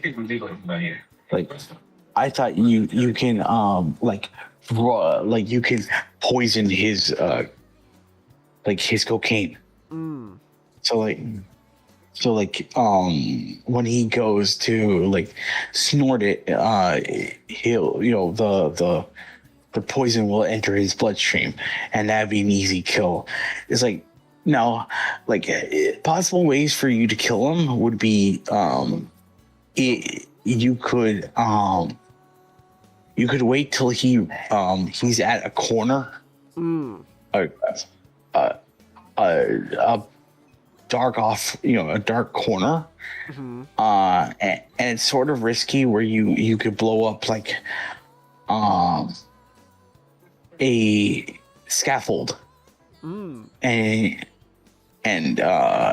it'll drop down and just crush him. But a more stealthy way is actually there's a moment where he's trying out there's a moment where he's right near one of the giant holes of wine. So like once he's there to just look over the edge, you could just push him, and he'll drown in the wine. Oh, I see. It's like, that's something really fun. And now we get to one of my favorite missions, which is the one I talk about with the opera. Funny enough, like this game mainly takes place in the United States, but like this is the only level that takes place outside in Paris. I see. And it's also like a level that sets up Hitman contracts, which is really interesting. So like essentially Agent 47 has to go to Paris because his task is he has to eliminate, like I said, a opera tenor during a rehearsal performance of Tosca. So, you got to eliminate him and his associate, and the reason for this is because they're engaged in sex trafficking. Okay, yeah, killed him. Not just any sex trafficking, child sex trafficking. Okay, yeah, killed him. Just. And the tenor, yeah, he's a massive nonce. Yeah, killed him. And one of the coolest ways to kind of kill the opera tenor is the game has you before you wander around the opera house. It asks you to go over to the co-check. Because Diana, who is Agent 47's handler, said that the agency had left like a little thing for him. So if you go and get what is at the coat check, it's a real World War I gun. Oh. Okay. So, because Tuska, the setting is an opera set in World War I. So, and one of the scenes that they're rehearsing is an execution. Oh, okay.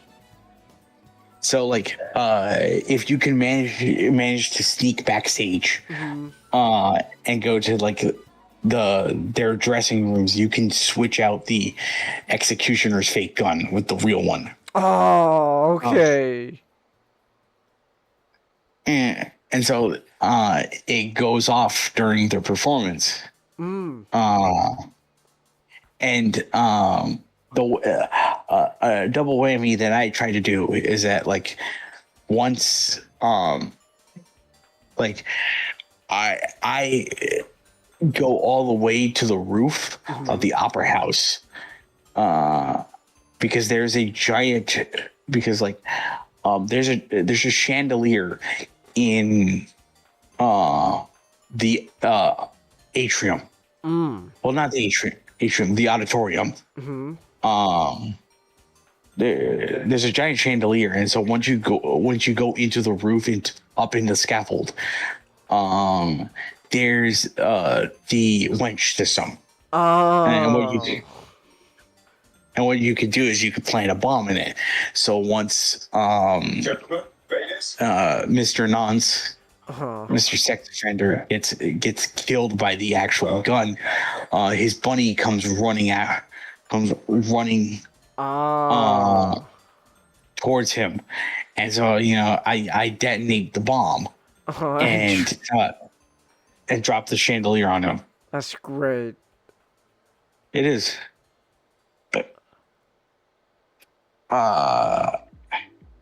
And then from like after that level, you like I think, yeah, you're in the suburb level where you're like where you have to take out a mob captain who's on witness protection. And while this is happening, his kid is also having a birthday party. So you can either disguise. One way you can disguise yourself to go in is you can either disguise yourself as catering. There's also a bunch of like federal agents that are like stationed around like his house and also outside of it. I see. So like another thing that you could do is like you can poison a box of donuts with what do you call it, damn, I forgot what it like sort of like sleeping okay. like knockout drugs. So you could poison that and leave out the box for The FBI agents. The FBI agents, and so they bring it inside and they eat it and they just get knocked out. So you could just take their you could take their uniform, or you could take their costume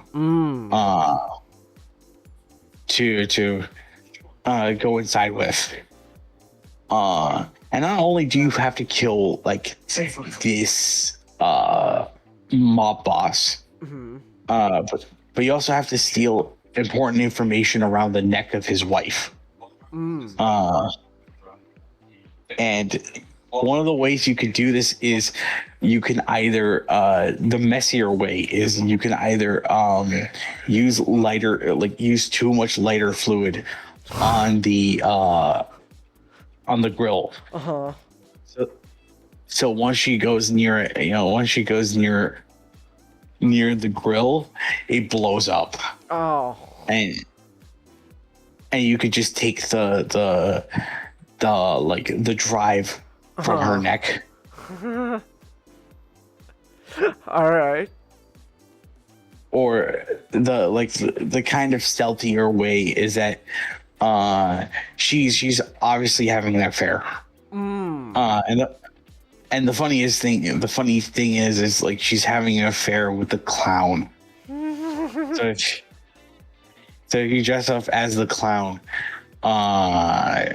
she asks you to go upstairs with her. Nothing happens because she's too drunk. So like she's just way too drunk for anything to happen. So she just knocks right out on the bed, and so you could just take the necklace from her. All right. Real quick though. I'll be right back. I do gotta use the restroom. I will be right back. All right.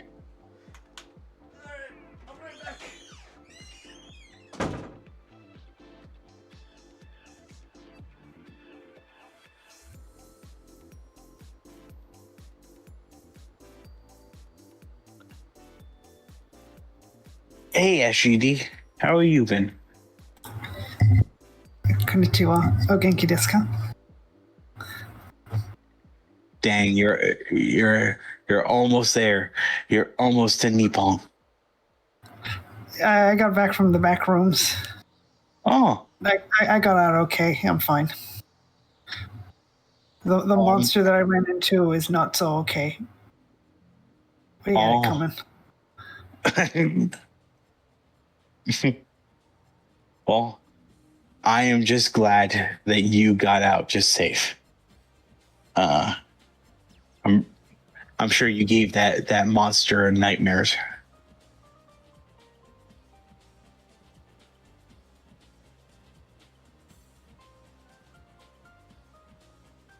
Well, it's not capable of having nightmares anymore, so. Oh, I see.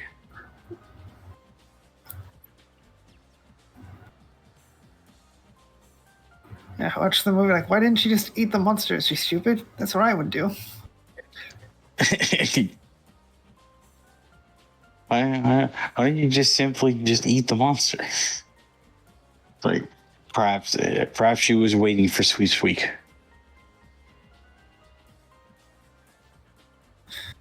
The guy says you can eat the things in the back rooms. Like, I guess she doesn't like marshmallows. They certainly look like marshmallow on the inside.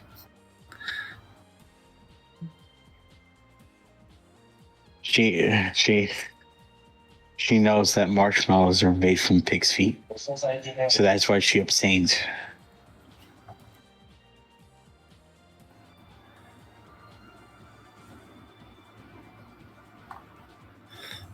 Yeah, I liked the movie. That's nice. I think it's not a movie I would see again, but I don't think you could have made a good Backrooms movie and made a movie I would have been very satisfied with. Okay.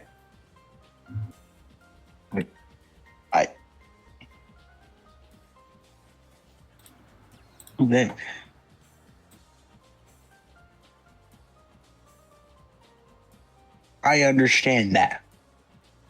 I get you. I feel you. I am back.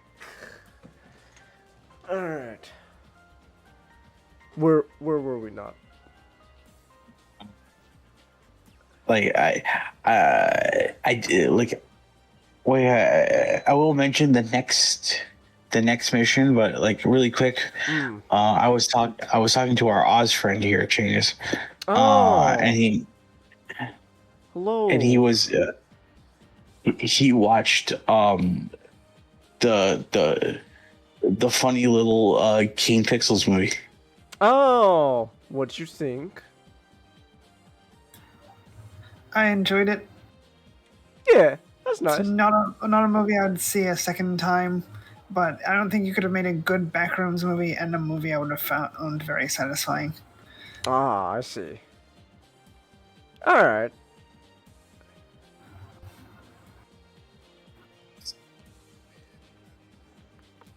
So back on topic. The Hitman. I got help with that, guys. All right. You have a good night, Good night. Comet. Oh, good night, Comet. You too. Like so, the next level is a drug rehab. You're in a drug rehab clinic. Oh. Okay. You're asked to assassinate 3 underbosses from the one guy that you from the who's related to the one guy you assassinated. So so you could sneak into the rehab clinic by just stealing someone's admittance letter, and and then from there, you can assassinate one of the targets, who likes to work, who they like to work out, by just dropping the weight on them. All right.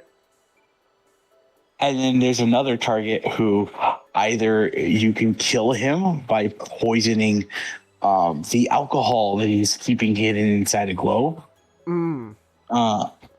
or you can get the disguise of one of the therapists and have him be in like an isolated room where have him be in one of the isolated therapy rooms, and then just like use a firewire to choke him out. Oh, okay. And then another guy, he's making like chili or stew in his room, and he's got a burner, so you can screw around with his, you can raise the heat. So the next time he comes back, it will just explode. Ah, I see. And in this mission, you also have to go to the inside the guts, the lower section of the clinic, to rescue an agent from an operative from the agency. And you do this by faking his death with a pill, and then having him get dragged off to the morgue that's right outside where you exit the level. And then you get to the Murder Crows, which is the one that I talked to you about with the New Orleans party, where you have to assassinate the 3-man team all in chicken suits. And a really fun aspect of the level is that like initially you kind of start it where you're you're tailing a guy in a red chicken suit who is taking a briefcase full of diamonds over to the ringleader, who is actually a clone.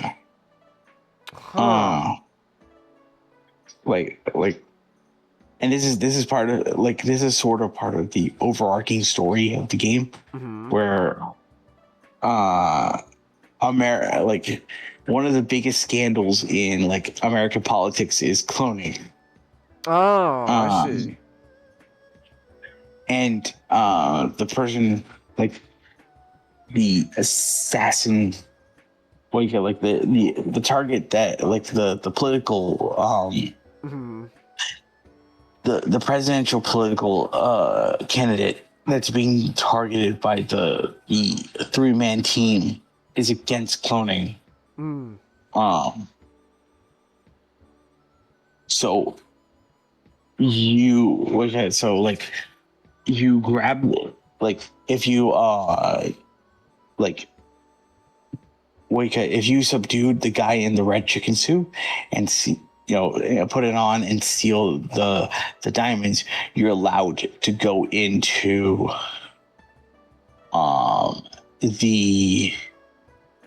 you're allowed to go into the area where he's the hideout where he's at, and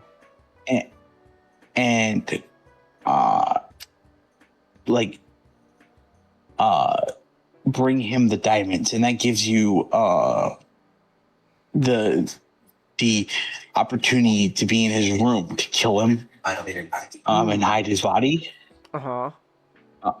And steal his radio. And this is where the interesting part happens. So you got to find out where the other two are. The other two are a romantic couple who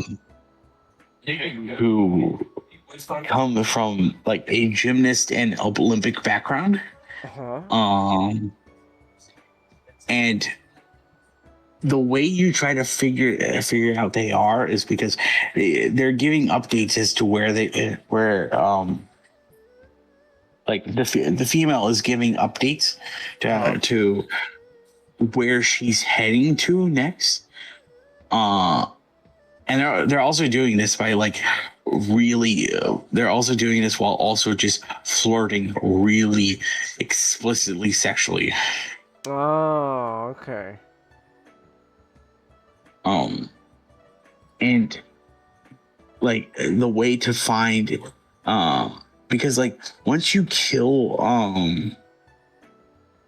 once you give the diamonds over to the ringleader, that actually starts a timer where after a certain point, an invisible timer, where after a certain point in the level, the man who's the sniper is going to kill the candidate while his float passes over the window that he's perched on. So there's so if you are replaying the game, there's a you can kind of you could, if you want to, you can do it in an order where you could go to the area where the sniper is at, take him out before you take out the ringleader, and that just leaves you with the female.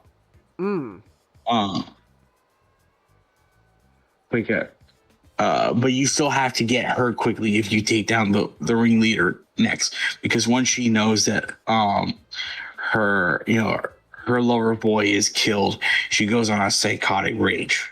I see. Which involves her running out and killing the candidate, on the street. So like and like you can find where the male sniper is just by listening to his background, because in the set, like in the level you're playing, there are 4 different nightclubs that are playing either jazz or like heavy metal or like mamba. Oh, Mamba. So you gotta listen into his like radio just to hear where is he in the level, which is really cool. Yeah.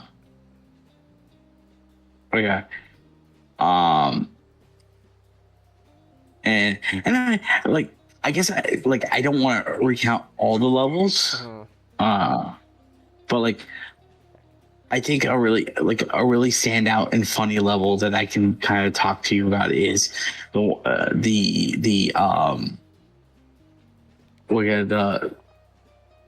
better you better watch out level, where it takes place at a black tie Christmas party at the Antarctic.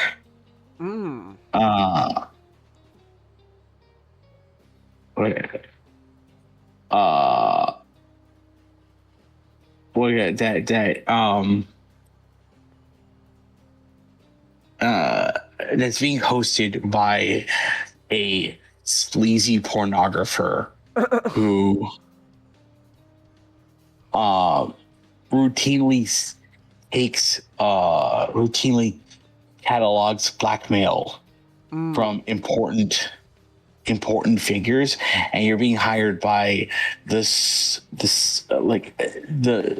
senator, by a senator whose dumbass son got into a situation where he killed the escort that he was sleeping with, who was employed by the sleazy pornographer.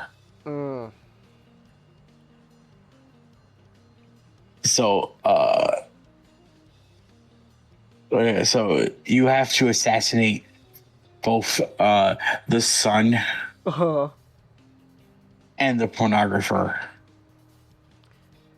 And so the level itself, it's a black tie event that's exclusively only for men. Because like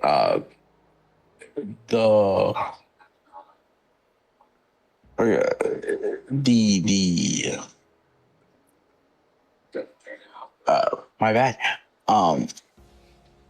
The only women in the level are all waitresses. And they're dressed in like this just essentially just lingerie. Okay. And they have to go outside in, the freezing temperature. And my favorite just like little detail is that when they're outside and they're stopping and they're doing nothing, they just start shivering, like because they're barely wearing anything. Because this disgusting pervert is forcing them to wear nothing but like lingerie, serving drinks to men.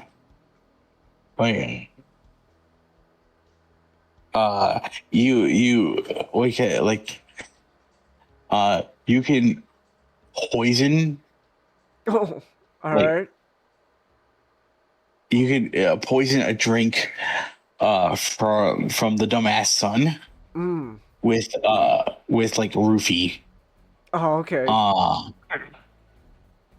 and he goes to a place where he doesn't really feel good, and so like he's gonna be throwing up over a railing, so you can just push him off.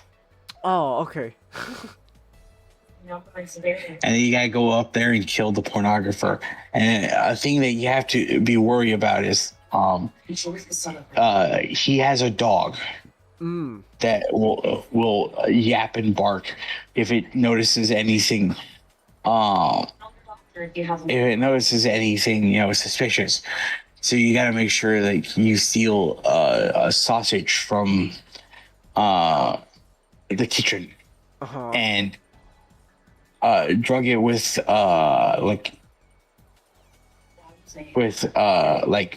sleep knockout. So you can drop it on the floor so the dog can eat it and go to sleep. And then from there you can crush the sleazy porn guy with the lighting system. Oh, I see. Because he's also just shooting. He's also shooting pictures of naked women. So it's like, screw him. Yeah, screw him. Fuck him. Fuck him. Oh yeah.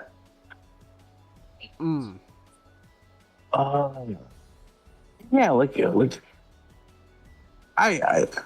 I would like to keep some things a secret because Blood Money is a really fun game, and even with the release of the World of Assassination trilogy, it's my favorite.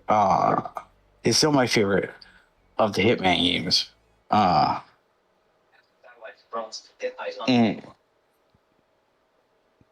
And yeah, just still a really fun game.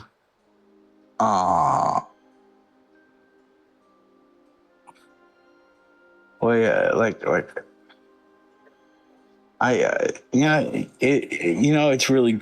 really cool that when you play one thing from a developer that makes you want to go, hey, I want to play some of their older games. And then once you play the older games, you're like, hey, I want to continue playing the newer game.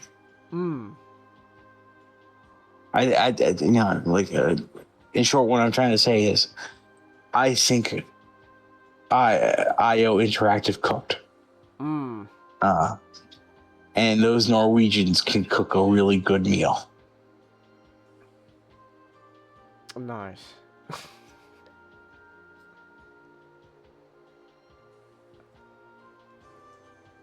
Alright. Oh. So it's almost midnight though. It is. It is almost midnight. Oh, you were searching for how much? Yeah. Yeah, I was gonna look up how much it is. Oh, it's on GOG right now for $1? What? Hold on. Wait, let me see. It's also on Steam right now for also $1? What? Hold on. Wait. You're telling me I could get a Hitman game for just only $1? Shit. Shit, dude. Hold on. Hitman Blood Money. $0.99. Fuck, man. Yes, give it to me. For $1? I'll take it. Give it to me. I will take that. I agree to your terms, Steam. Give me that. A Hitman game for $1. $1 right now. That's crazy. Okay. There we go. Hold on, when does the sale end? 34 hours. That's wild. Ah, dude, that's great. Well, I just got Hitman Blood Money for $1 on Steam. Just like that. What about the other Hitman games? Nice. Silent Assassin is $8.99. It's not bad. Like, Contracts is $8.99. Absolution is $20. The only other 7. What's this one? That's the original. That was the first. That's the first game. Even cheaper, $79. Oh wait, hold on. It's got a lot of mixed reviews though. Yeah, because like it's a really clunky. Yeah, it is a really clunky game from a different time. Okay. Yeah, it's really old. So like you don't really need to play it. If you're like me, you get appreciation for having played it. But like I said, all the games are open ended. Well, all the games are self contained, and you'll get pretty much the information, like all the information from the series, like just on the single game that you play of it. Okay. All right then. Yeah, dude, I am all for. I got a Hitman game for $1. Yeah. Hell yeah. Alright then. Well, there we go. If anyone's interested in Hitman Blood Money, well, okay. By the time we're doing this, it's $1. Sale's gonna end 34 hours. So realistically, when if people are watching this on YouTube, it is $9.99 on Steam, so $10, which is not bad. Still not bad. But damn, 90% off, just $1. Hell yeah. Hell yeah. Oh man, I'm glad I was able to know about this deal before it was too late. So again, 34 hours. All right then. Nice. Alright. Also, it is 11:52 where I am. So, I think this is probably a good place to call things. Unless, is there anything else you wanna mention about Hitman Blood Money Not? No, like if it's like it's great that you got it for so cheap. I think it's worth it no matter what price it is. But it's an old game, so it is going to be like really cheap. Another thing that I can also say is I don't know if your computer can run it, but like the World of Assassination trilogy is like $27.99. Okay, that doesn't sound too bad. Yeah. And they like as far as I they just unveiled the newest mission. Like, because what the Hitman World of Assassination is sort of pseudo live service, where instead of squeezing money out of you, certain other things, you earn things simply just through progression. I see. And this doesn't look like that bad of a game. $60 storage minimum. That's not too bad. Whoa, Wiz Khalifa! Oh my gosh! Yeah. I've never listened to anything he's done, but hey, Wiz Khalifa! Wiz Khalifa. Yeah, so what you got? The DLC things, mission packs that they have is they'll just have a celebrity come on Hmm. And you get to just kill that celebrity if you wish. I get to kill Wiz Khalifa? Yes. Oh wow. Alright. They have a mission pack with Mila Jokovic, and the entire thing is like a big reference to like Resident Evil. And there's another mission pack that was unveiled alongside 007 First Light, which is called the Banker Pack, which is where Mads Mikkelsen oh, Mads, that's great. Came back as his character Lashif. From Casino Royale. So you could assassinate him. Oh, that's fun. Okay. All right then. That's fun. And of course, there's another mission with Sean Bean. I guess you Sean Bean. Yeah, like you could probably guess what's gonna happen to him.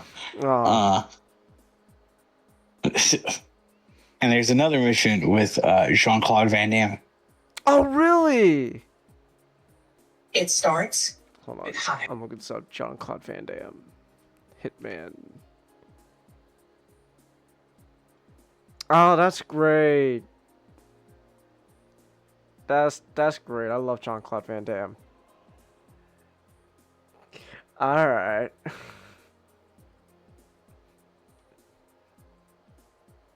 Oh man, is he another like assassin dude? Because like he's got like a gun and all that as well.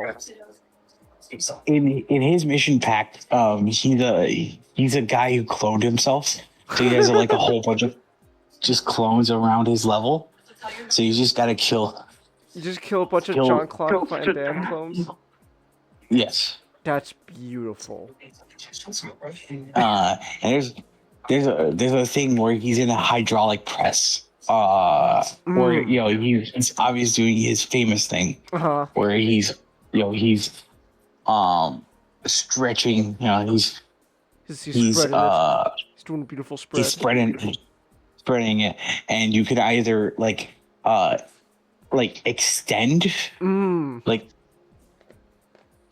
the walls, so he just loses his grip and falls down. Or you could just bring it closer and just crush him. That's great. Oh, that sounds like a lot of fun. That's fantastic. All right then. But yeah, I can run Lord of Assassination. I just need the money for it. But I'm still really happy that I was able to catch Blood Money on sale for literally $1. That's awesome. So, all right. It is 11:58 where I am. So, yeah, this is where we're gonna call things. So, but tomorrow though, you get to show everyone what a true Sonic hero you are. Not. That's gonna be great. So yeah, look forward to Sonic Heroes tomorrow, where someone else will be playing on the stream. So, hey, make it as you will. All right. So with that, we're gonna end things here. Thank you everyone who came. Thanks for watching and replays. Until next time, good night.